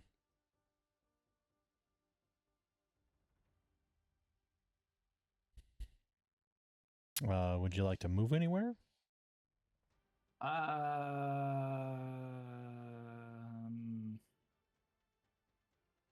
No. Okay.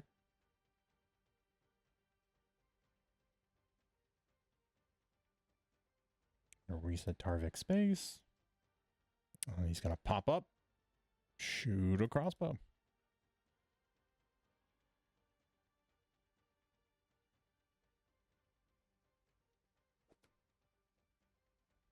Is gonna hit, apparently. These guys are performers. Oh, 3 damage. This automaton's being killed by death by 1,000 cuts. It's gonna retaliate.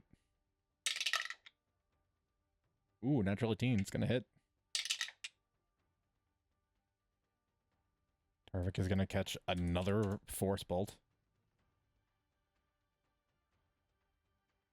Yeah, this one's gonna shoot at you, Lilith. Whoops. And miss. Oh, that's good. Roz. All right. How high up is this point between Corona and Audie? Hang on, measuring. 40 feet. Okay, gonna be quite the climb. So, 10 feet running start, 17-foot vertical jump, Mm-hmm.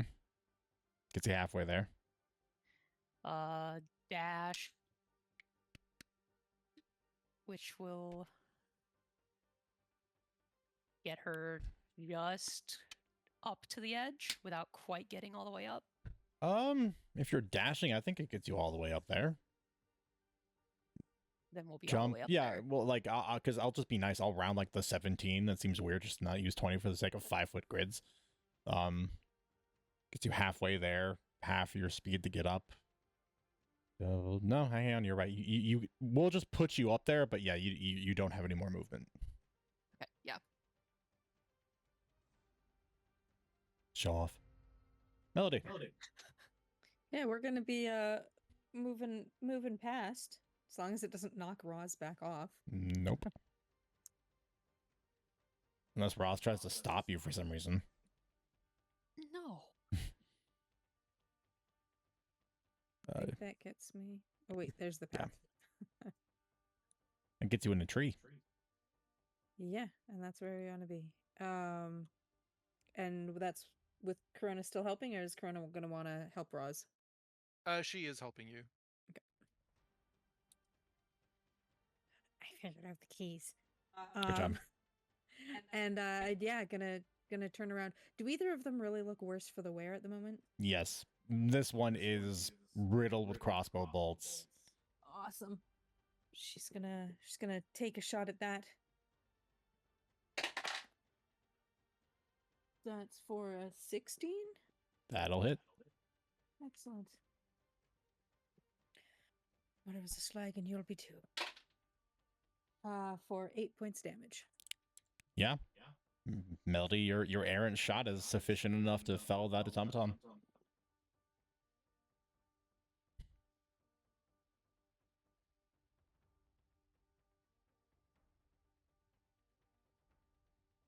Okay. The small white scaled dragon eye, decked out in the set of copper scaled armor, is gonna scramble past you. Excuse me, pardon me, ma'am. You're kind of in my spot. Is going to pull from a big box-like backpack off over his shoulder another spear. You're going to hear something sort of flip and tinker to the ground. You're just going to watch as he hurls it at this guy.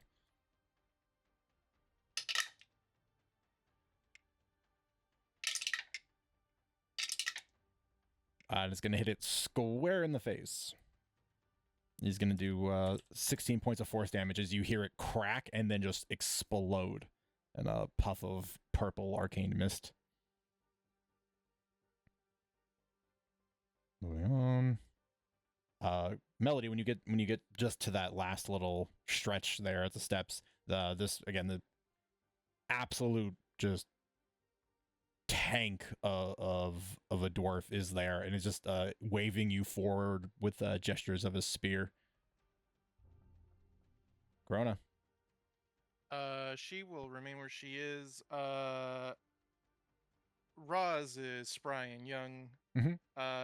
So she's going to instead shout out to Titan and try and get his attention, and she will, kind of like reach out to help him and hoist him up with her action. This is a much harder of a climb than the last one, because before it was only 20 feet. This is now twice the height. Yeah. And Roz is already basically at the cliff, so she can pull herself up. But yeah, she'll hold Titan. Lilith.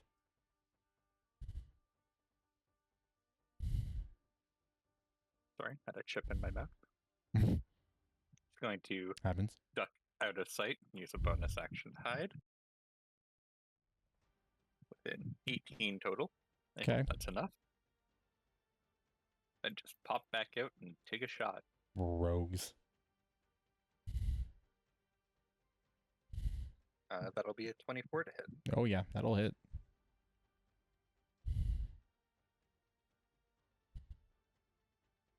$21 points of damage. Sufficient. Yet another well-placed arrow.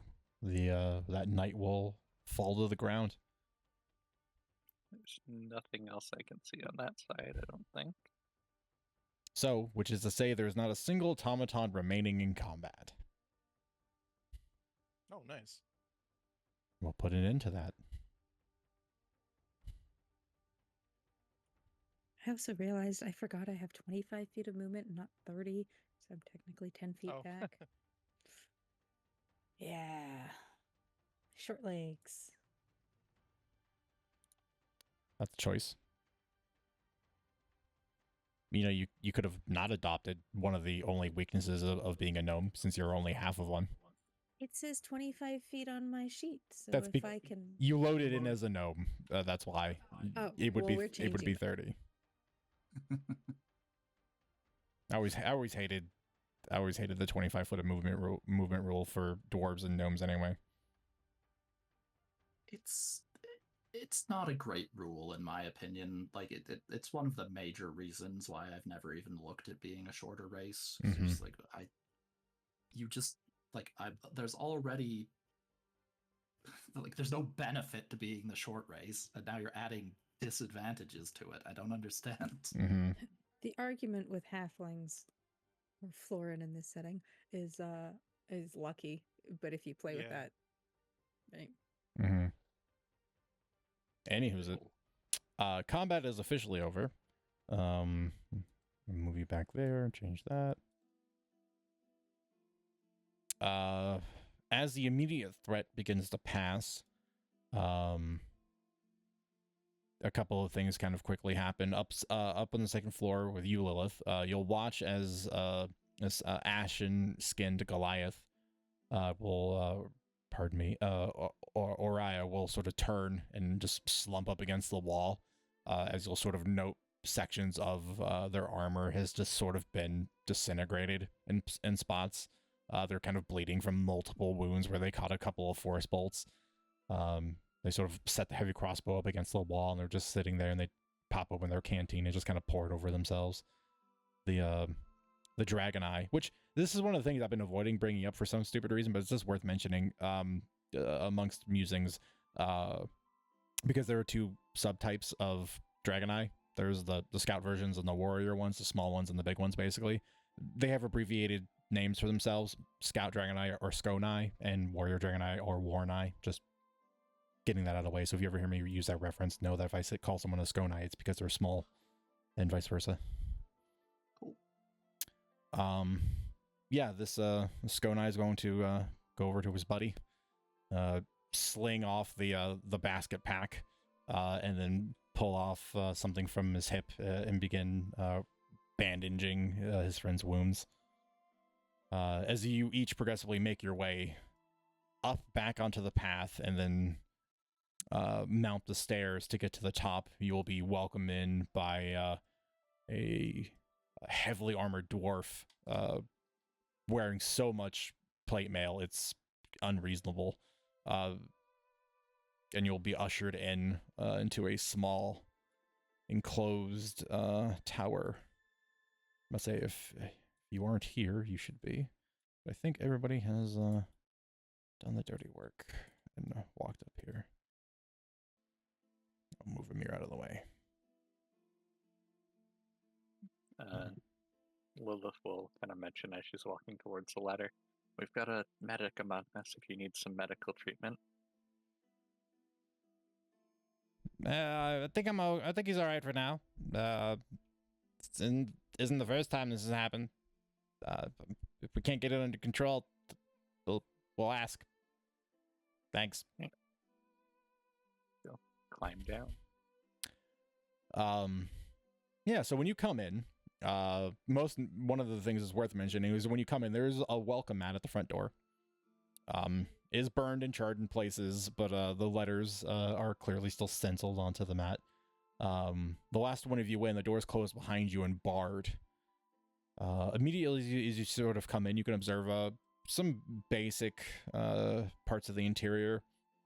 The floor is stone, cut from a rock that has a slightly metallic inflection to it, bearing much the same sort of copper hue expected from Shalsir. There's a pile of automaton scrap in one corner, At a quick glance, you could assume there's probably close to like 15, 20 automatons in the pile itself. Everything else here is fairly Spartan. There's a cabinet to one side. There are 4 hammocks that are stacked on top of one another in the far corner. Very basic camping chair set around a table, which looks like someone was they're playing a game of cards. A small desk off to the side with some paperwork reports on it. A ladder that you can tell leads up to the second floor. A set of stairs that leads down to a lower floor. And on the far side, a somewhat interesting contraption. It looks like a fireplace at a glance, but it's got a glass dome over top of it, and inside is this immense raw cut ruby, or just uncut ruby, that is glimmering with red tinged light, and it is giving off an obvious warmth. Of the 2 that are here, you all caught an easy and obvious glance of Amir, a bullion dwarf whose skin is gold and almost polished, as is kind of known for their type.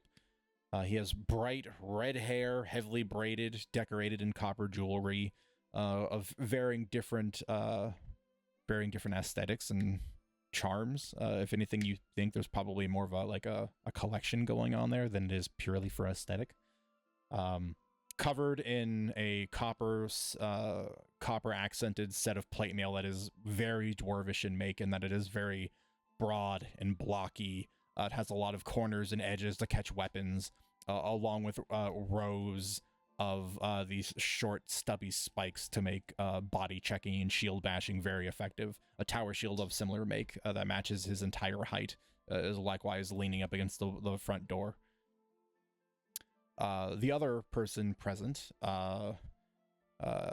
human, maybe half elven. They have slightly more slimmer, more slender, finer, fairer features than someone of a pure blooded lineage. Straw blonde hair tied back into a very tight braid. Very, very basic wear, in that they're wearing very practical, kind of billowy, just plain cotton pants, no dye at all. A pair of shoes that are somewhere between slippers and boots, and that they look very easy to put on, but they have a small amount of tread to account for the environment they're in. But they have a set of, like a sash that goes across from their waist over their shoulder of the copper and aqua colors of the Shalsir. That sort of meets at a pauldron on their left shoulder in the form of scales. While Amir is sort of like policing things and locking down the front door again, the elven, half-elven individual will sort of greet each of you as you come in, and the threat passes. We are surprised that you are here, but we welcome you with what little hospitality we have to offer. Welcome to the Roost. How can we help you? I think that's our line. Are you answering the request that we sent out? We were sent to aid. You can tell there's a very physical sign of relief between the two of them that they sort of pass between with a glance. Well, we were worried we weren't going to see any help for some time. Several of the messages we sent out, we assumed, were intercepted. We've been asking for help for close to a month at this point. Holding out pretty good. As well as we can. We get waves like that every 10, 11 hours or so.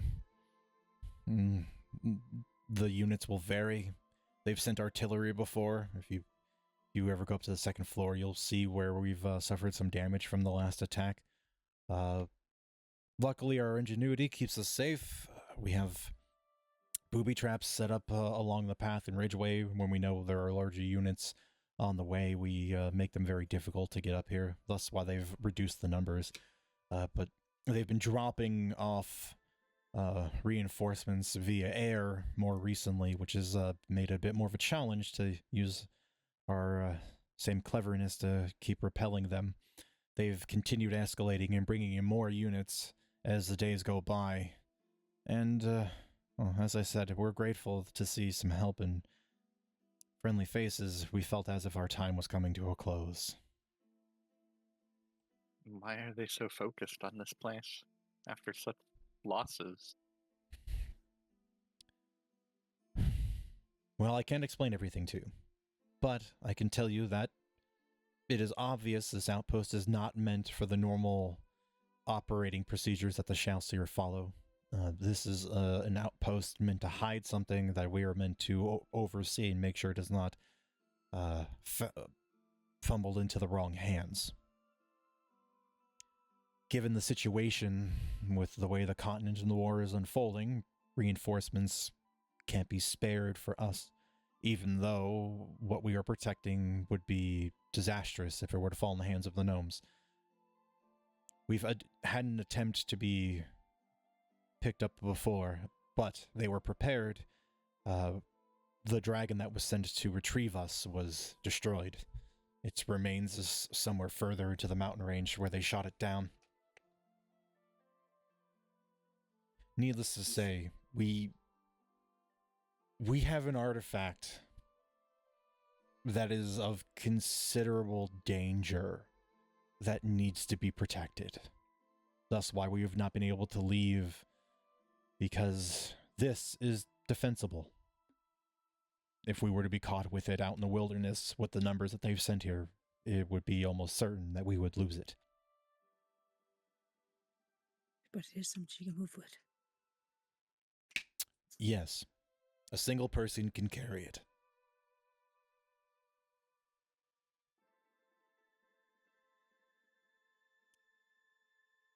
How fast do you think we can get to the extraction point? If we got about 10 hours, I'm assuming this would last wave. Well, I would caution such hasty actions. We have to rest. And, more importantly, that is the front of the wave. They have a tail.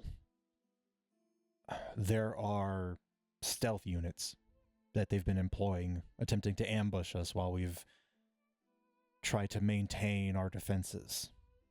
I don't know if you've happened to run into any of them. Are they those smaller little critters, about this big? And she'll describe the ones that started the assault on Greenwood, those little spider guys. No. No, they are they're larger than that. Size of a large wolf. Has a cannon mounted onto its back. It can blend in with its environments. It can climb pretty much any terrain. The weapon's capable of punching through. Well, you'll see that they'll turn and gesture to segments on the first floor where you'll notice there are a couple of like coin-sized holes punched clear through.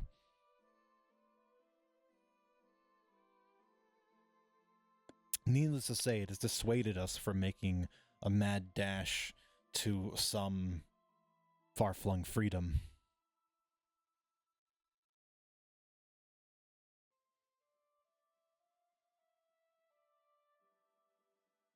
So what are you thinking then?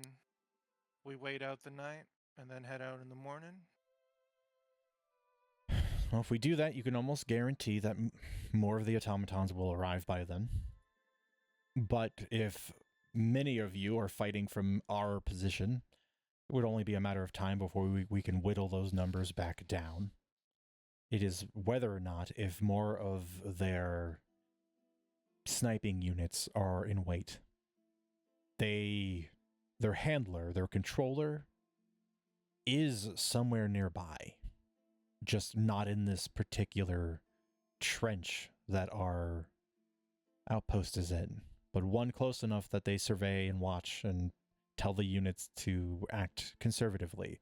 The knights are meant to exhaust us and use our resources. we'll run out of ammunition, food eventually. Granted, we have a decent amount of food, but the moment we try to leave, those stealth units will have an opportunity to just attack us on the open trip down. We either need to find them and destroy them, or we have to find the controller. We've had no success with either. Does that mean the controller could also tell other units that there's more of us here now to send more?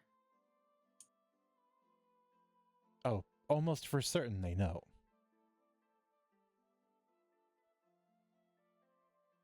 Thus, why we What need about to... on the back side of this? Are we completely surrounded? Mountain. We could hypothetically climb a way up and over, and then hike for several days to a far-flung goat path, perhaps, but it was meant to be purely defensible from one direction.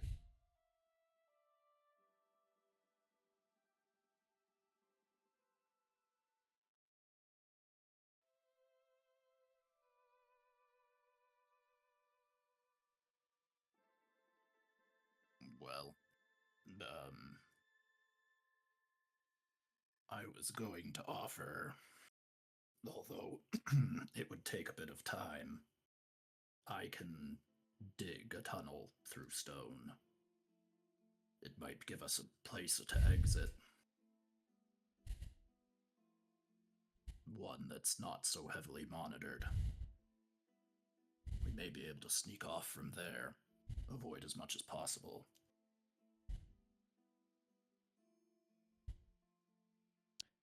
And how long are we talking this would take? Depends on how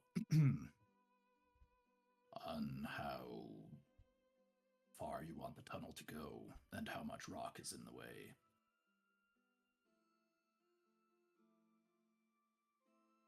Well, we are on a mountain after all.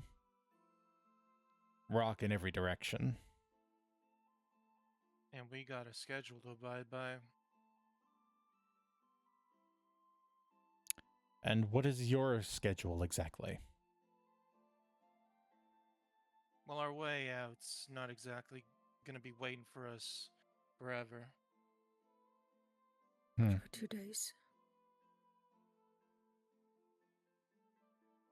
Which means I should be able to get back to the extraction point in 1 day. Start to be fit to move.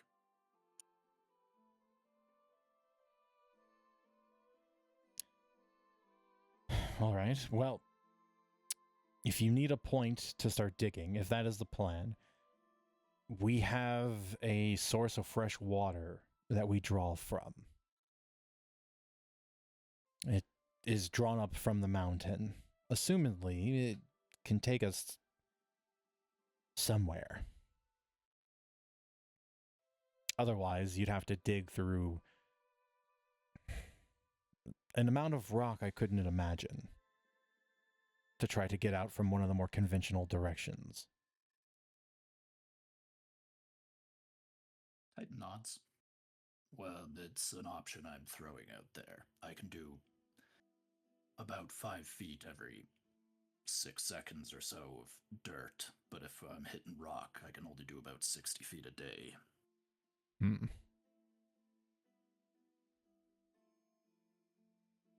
It's going to be slow no matter what, and if you have a 2-day timetable, that doesn't really work. It was worth checking. No. The ability would be valuable. Well, I'm going to be quite honest with all of you. If you have to leave in 2 days, if we can't come up with a concrete plan, it's probably better that you retreat without us and send another group with the information that you now have with a slightly wider timeline to help retrieve us. As long as things don't change too much, we can hold out here in this position for probably another month or two, and then our food will be a little bit more scarce. No, I don't like the idea of leaving you here.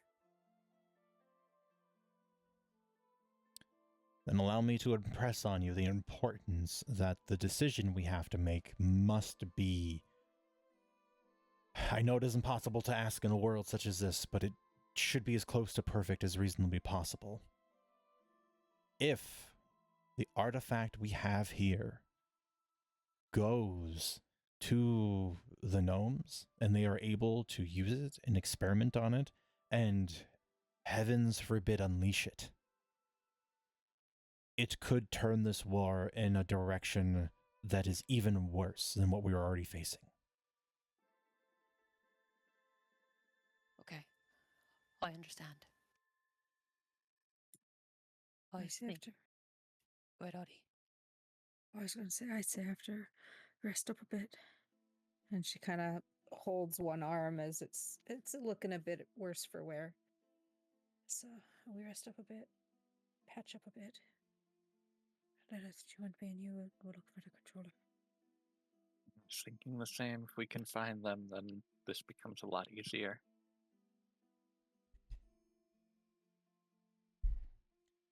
You really think you can find them, though? This place is just covered in trees. Who knows where they could be?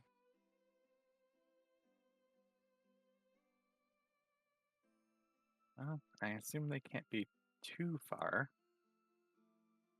Do you They're know probably not on the mountain. Might be in the air, might be in a tree. Might be out the mountain. I just need to see down. Assuming they're a living person, a gnome, they need comfort of some kind. There might be traces of a fire or food, some way to track them. If you have a skilled tracker in your ranks, you can try. The controller's been elusive thus far for us. However, we haven't been able to range too far. We have very limited time. The terrain is pretty unforgiving. We need all the available arms and firepower we have here to keep defending this location. But with extra hands, you could attempt to go find them. And if you do, if you decide to take that risk and begin searching for the controller, I would ask if you could, if you find the body of our captain, if you could at the very least bring back his badge. We would appreciate that. The body would be preferred if possible. How big was your captain? 6 feet? Big. Yes, he was one of the jumpers. He was appropriately armored and armed. Unfortunately, as we found out, despite one's skill, wandering alone in a place where enemies were waiting in ambush was never going to be good enough.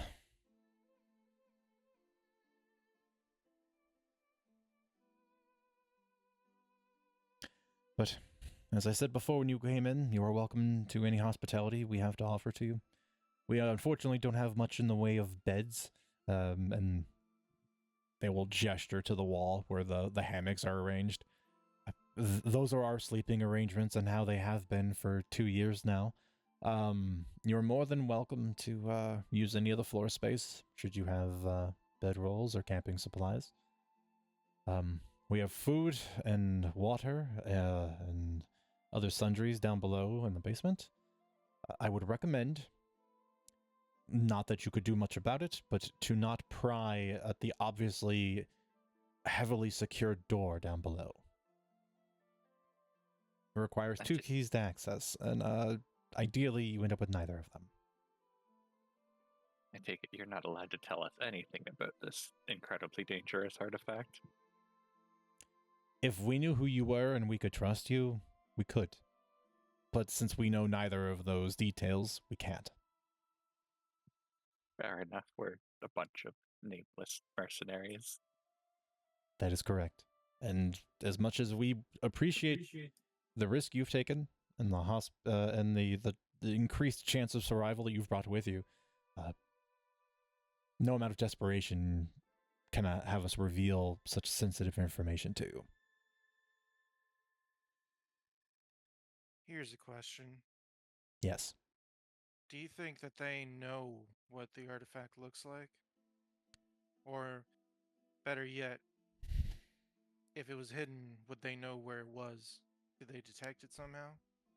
They wouldn't be sending this many troops up to an extremely remote location if they didn't know what it was. My best guess is when this artifact was originally recovered about 100 years ago, it was done so in conjunction with a detachment of Anomus researchers to learn about it and location it was found in. So, given the collaboration, which is quite common for the Shalsir and the other races in the area, they probably knew that we had it and have since spent a great deal of time trying to find out where it is. And since this location is what it is, and our resistance here is what it is, they're going to keep trying until they crack the egg, so to speak. Alright. If you're not willing to share information about it, I get it. I'm gonna share a plan. You tell me if it works or not. Go How's for that it. sound? I'm listening. You got a whole bunch of scrap here. Mhm. And she's gonna like walk over to the pile of scrap and just like gently tap it with her foot. What if we all carried out a little bit of scrap, pretending we were carrying it? Someone has the actual artifact. Now, obviously, we're all targets for getting shot, but what matters most is that the person that actually has the artifact survives. And that's where this comes in, and she holds her we'll say her left hand, that she has the gloves of missile snaring, Okay. and she'll say,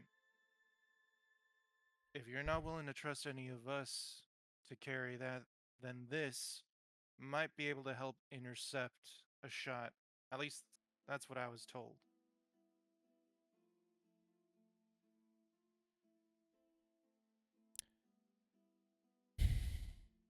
I see what you're saying. And we have considered decoys and distractions.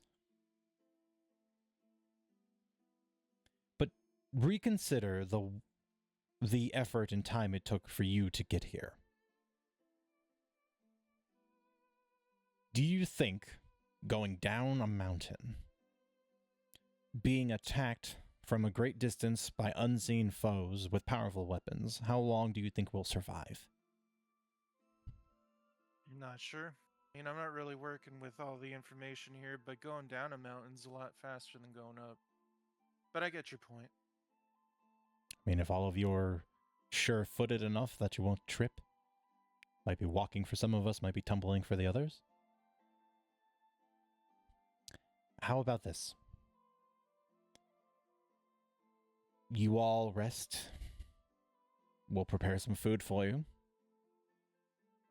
And during that time, we can consider now, with our combined efforts, options. I feel as if right now we are only going to continue hitting roadblocks, if you will. And That's agreeable. And as for the artifact, its dimensions roughly 4 feet long, weighs less than 10 pounds. Very easy to transport and move.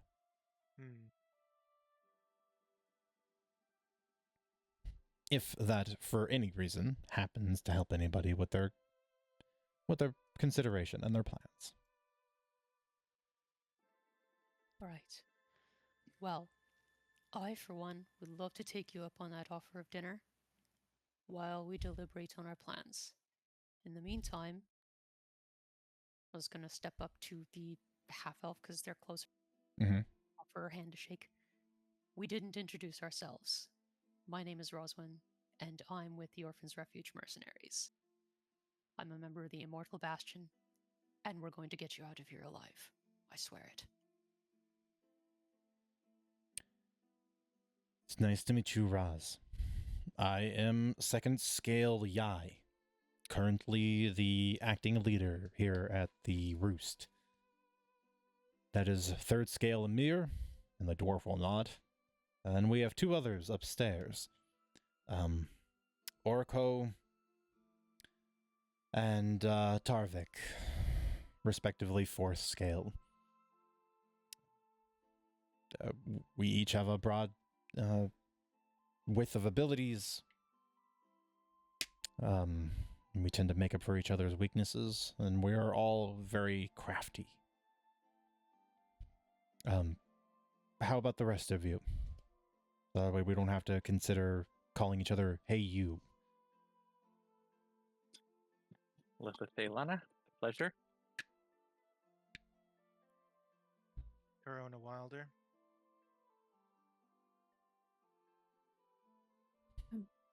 Titan, just Titan. I'm Melody Albrecht, but prior to the war happening, we were out from Greenwood. My neighbor Kin and Brunrasa, they helped us get out. We owe great debt to your faction.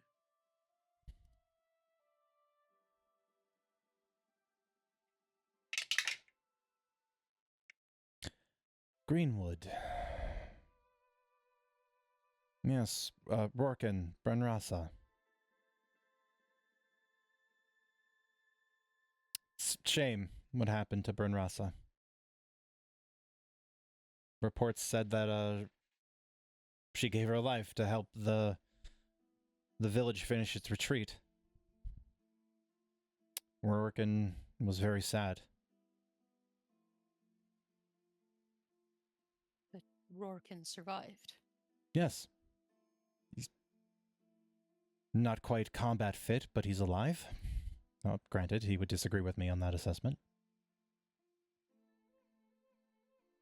Be nice to see him again one day. Titan rolls his eyes. Of course, Rourke would be the one to survive. Well, the last report we received regarding him, he's currently gathered a group of... The report called them rebels. I feel like the choice of words is incorrect. A large group of survivors and fighters along the Merchant's Way. They've currently holed up in several villages along the way, and they've been constantly attempting to prevent any movement from the gnomes westward. To annoying success, apparently. That sounds like him. Surprised we didn't see them when we were out that way. Good for him, though.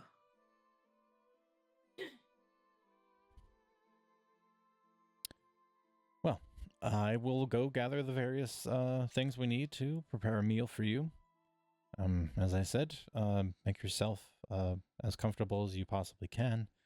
The cabinet over there has forms of entertainment, games, cards, dice. Any preferences? Some books for light reading. I prefer if you don't rifle through the desk. Official Shalsir things.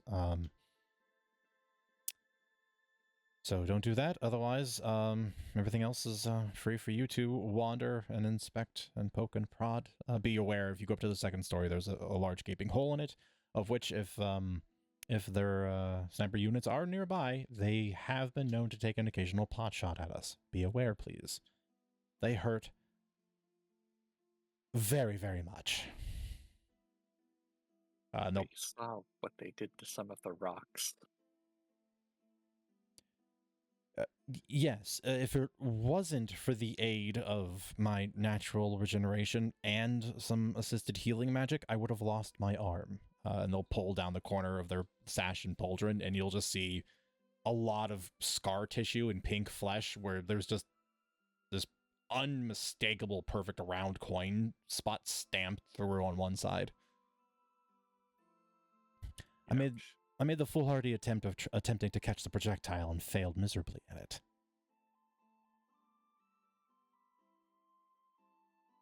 Anywho, dinner will take about 20 minutes to prepare. As before, I apologize. Our facilities are a little bit lacking in terms of the finer things. And they will We've been go ahead. we've been sleeping on the ground. We'll be all right. Very well. Then this will be a feast.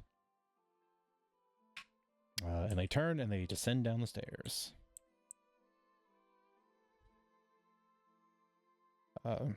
Amir will take a moment to sort of pull a couple of straps and take off a couple of the chunkier outer plates, but they will predominantly stay in what is still more or less just normal plate mail underneath. So, any news to bring? We haven't really been out of this place in a couple of years. And ever since the automaton started rolling up, we haven't received any reports either. You want good news, bad news, or the real news? Well, there's the war. There is not going to be much in the way of good news. But if you have any, I'll take it. Mediocre news, I suppose, and a little bit of bad news. Mediocre news, things have reached a bit of a stalemate in Belwind. The Doreen are holding out for now, but they're getting tired because the automatons can keep mustering forces forever, and us flesh and blood soldiers get tired. So things are all right for now elsewhere.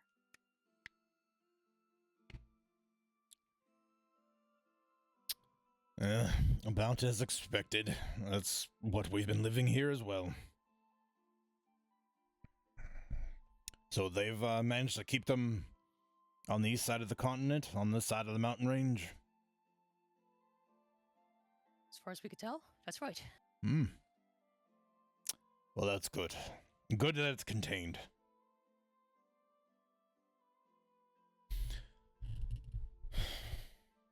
All right. Anything else? I'll take anything. I'm starving for news.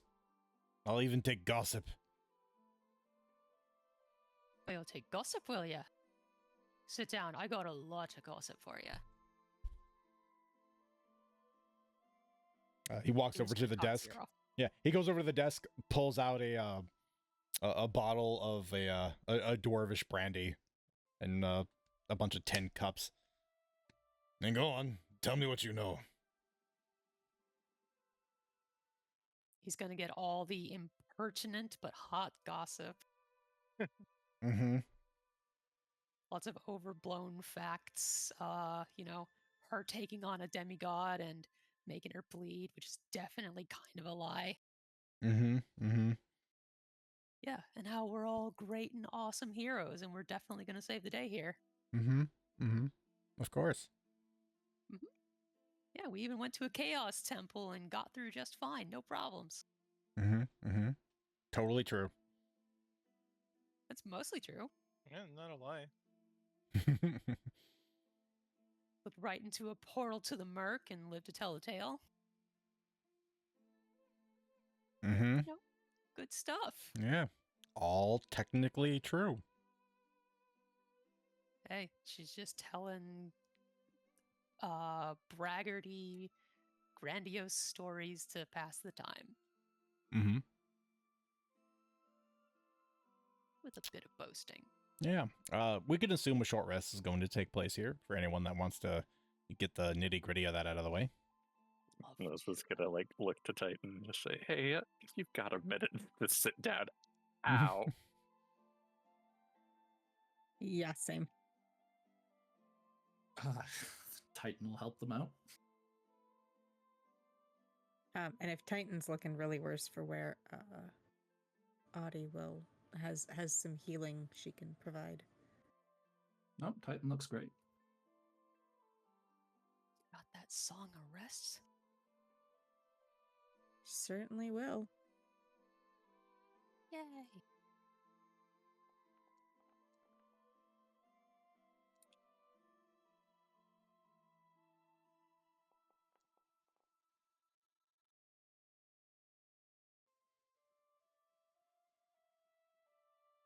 Do we all roll for our own Song of Rest, or is it just one roll? I think everybody rolls. Each of those creatures regains an extra 1d6 hit points. Thanks to that, I exactly made it all the way back, spending all of my hit dice.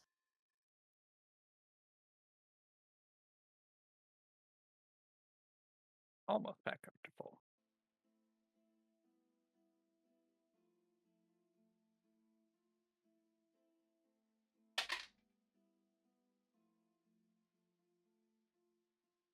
Yeah, hey, could have been a lot worse. Yeah, could have went down, blasted off the side of the ledge. Mm-hmm. Instantly take a death save when you hit the bottom. People jump down to save you. You get surrounded. Yeah. Could have gotten real ugly real quick, but it didn't, so hey.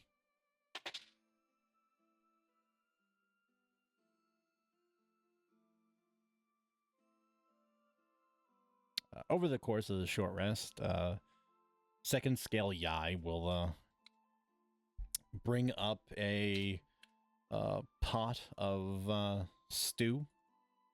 It's made from a lot of root vegetables, mushrooms. You can tell that the meat has been preserved and has been rehydrated in the stew. It's very rich, very dense, a little bit on the salty side. You can tell that they probably don't have a lot in the way of fresh supplies remaining, that they are surviving purely on things that will hold up for a long period of time without spoilage. But they also bring up 3 bottles of wine and some glasses to offer amongst those who'd be interested. Not looking to get anyone plastered, but at least take a little bit of the edge off.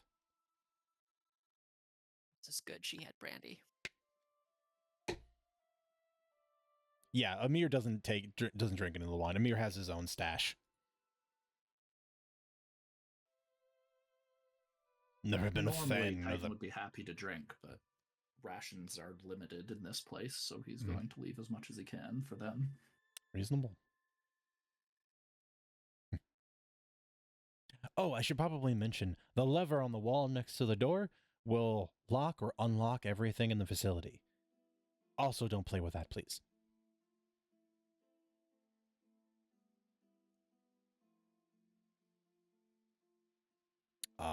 Eventually, you'll also get acquainted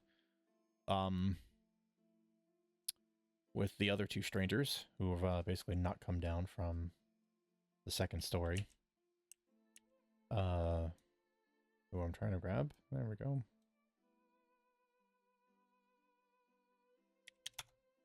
Orko and Tarvik, who just drop into the ceiling. Yeah. Orko is a white-scaled Skonai. Is kitted out in much in the way someone with an engineering background would. Tool belts, a bunch of smaller side pouches, of which it becomes increasingly clear after a point that some of them have extra dimensional pockets, because the amount of stuff that he pulls out of them at one point when he's trying to find something is way too much. It is Looney Tunes to the point of almost parody. And Tarvik is in an ashen-skinned giant kitten, a bit on the lither side. Has this huge crank crossbow strapped across his back, and has clearly suffered quite a bit since being here. Like currently wrapped up in a bunch of bandages, but all the exposed skin that they have, because they have completely exposed arms, wearing pretty much just a breastplate, but the arms are all the way open. And through all these dark, slithering snake tattoos done in black, you can see just dozens and dozens of scars from various wounds, and most of them seem pretty recent to the last, 2 months or so. Tarvik doesn't really say a whole lot. Orko will engage with anybody to talk about just about anything, and in a lot of the way that Skonai typically are, is a little hyper-reactive. So much so, I don't know if anyone paid attention to the fact that they were playing cards, they were betting with candy. Of which Orko has been sneaking pieces from the pot occasionally, when no one's been looking. By no one, no one from the Shalsir.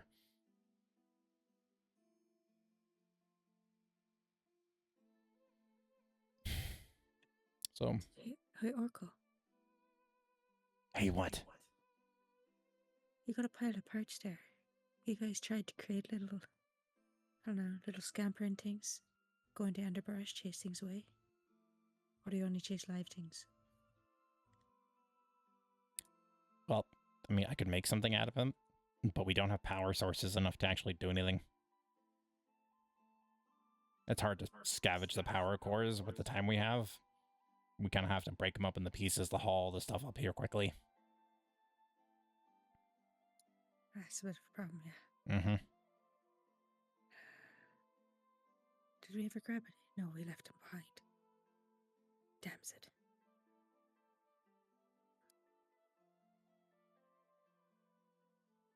Yeah, and besides, most of the power cores we can get aren't very good anyway. They're a bit on the lower end. Like, I could make another knight from the scrap we have, but that's all I'd be able to power.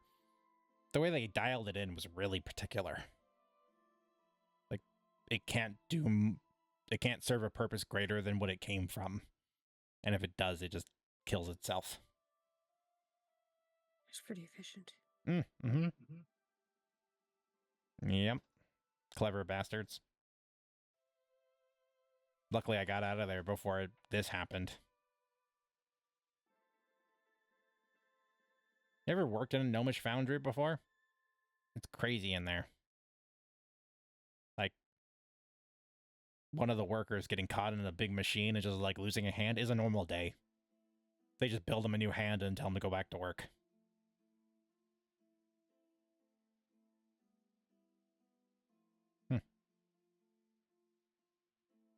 So, any of you guys have any candy on you? Asking for a friend. Roz actively with a piece of candy stolen from the pile in her mouth. Nope. You like candy? Mm-hmm. It'd be weird if I was asking for it and I didn't. I mean, my friend likes candy. Right. Mm-hmm.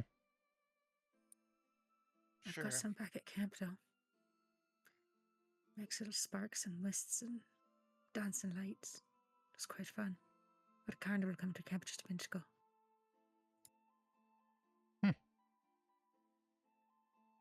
Here, take your pick. Just leave a few. How many do you have left? 15, They'll take 4. more or less. Okay, 4. It's very purposeful. Like, you see them with their claws, like, just pluck out 4, counting each one.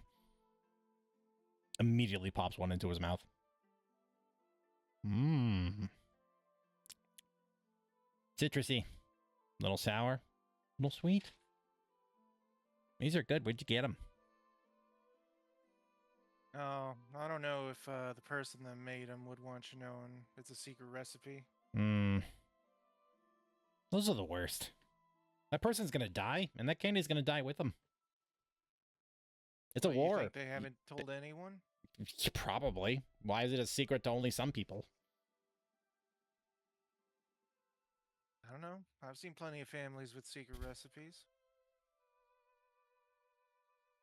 Yeah, well, there's a war going on. Whole families can die. Recipes will die with them. It's tragic.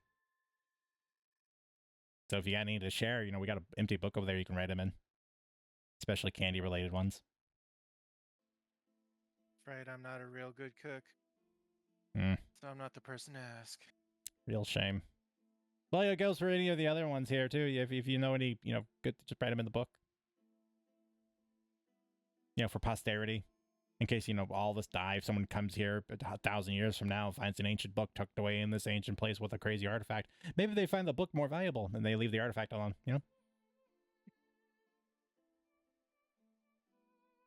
Just You're spitballing. an odd one. Yes. I like it. It keeps me happy. And alive so far. If you want something to entertain you, I have a graphic novel on me. Please. No spoilers, so I haven't finished reading it. Oh. I'll probably finish reading it by, I don't know, an hour from now. You'll hand it over. Thank you. Sits in the bottom hammock. like leans back into it, just opens up the graphic novel, which again, comparatively, Orko's a pretty small Skonai too. So like the graphic novel is like the same size as he is.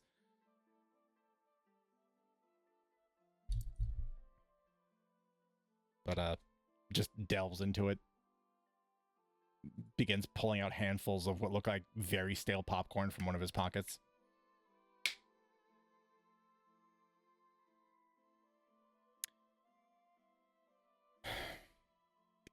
So, now that everyone has had a chance to eat and rest and partake of our hospitality, anyone have any genius plans come to mind? I wouldn't exactly call it genius, but personally, I think that our best option is to go after the controller. Take it out, because if we get shot by things that can bore holes through rock all the way back to our extraction point, we'll never make it. Not all even of one us. of us. Mm-hmm. Yeah. Thus, my telling us to reconsider everything.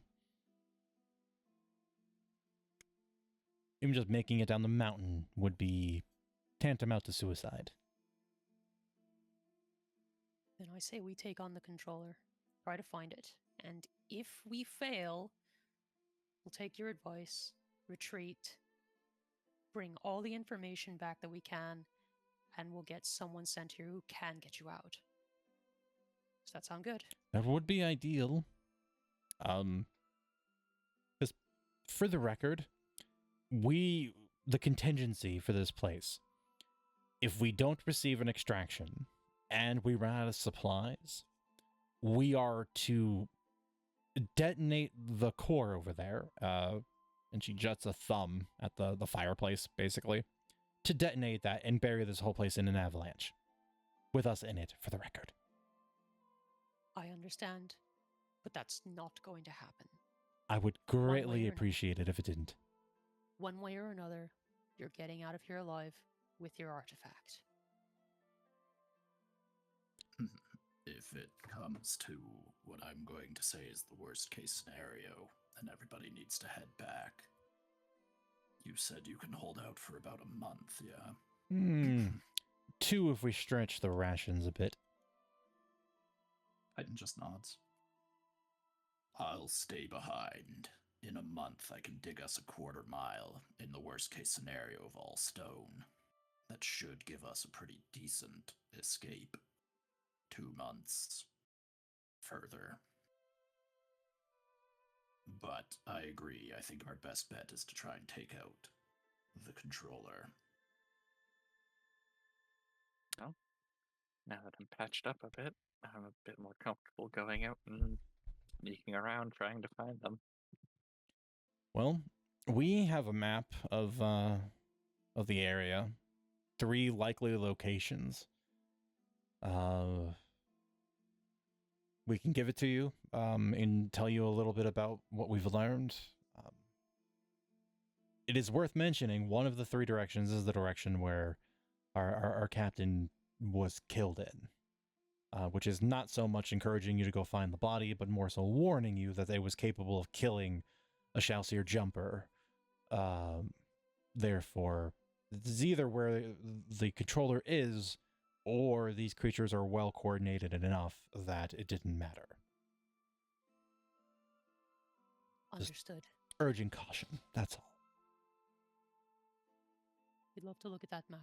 Thank you. Of course. I'm gonna go over to their desk and grab a, rolled up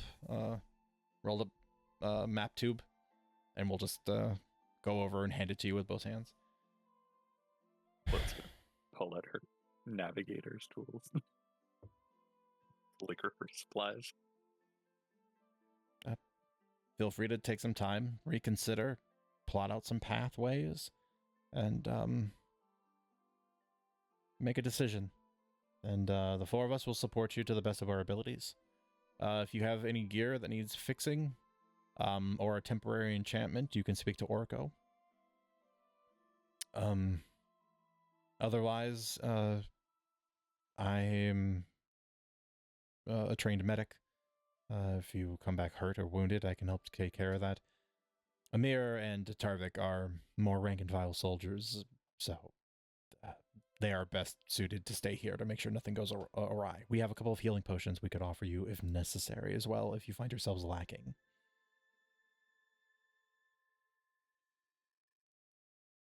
But Well, we'll try not to drain your supplies, only if necessary to get you out of here. Or not die. understood. Let us know what you come up with. And we'll call it there. We're past our time. Dun, dun, dun.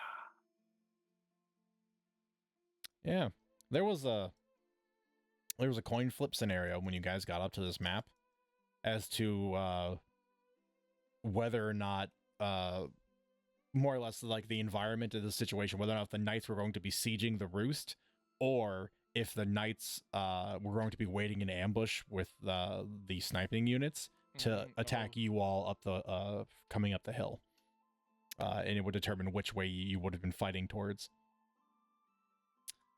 Glad we won that coin flip. Yeah, I'm about to say, yeah, Yeah. you got the easy coin flip because the sniping units were not present in this fight.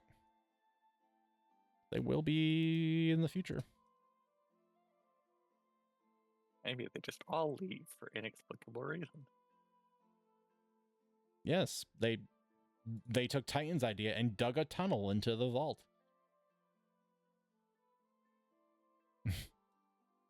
Those bastards. Who could have seen it coming? Yeah, that's what he's doing. They're just distracting them for, weeks on end with unlimited automatons while they dig a tunnel.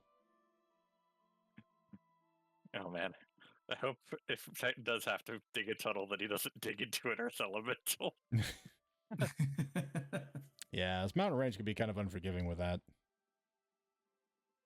That's the real power play. We go find the nest, and we bring them down on top of them. Yep. I think we talked about that 2 weeks ago, last time we played together. I think that was something we talked about. Like, yeah, if you just find the an earth elemental or two, you could lure them into the enemies, which would work for a good bit.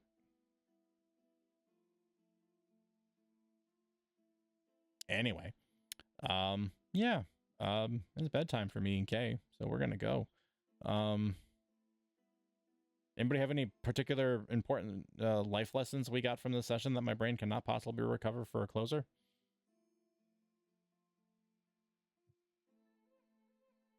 Nope. I can't think of anything. Okay.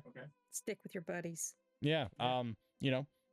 When life has you walking on a dangerous ledge, look for a friend that is willing to offer you a helping hand and use it. Man, I really didn't get the delivery right. Make good choices. All right. Good night, everybody. Be cool. Jump on robots. Share your Thanks for family hanging out, recipes. chat. You guys are the best. Bye. Bye.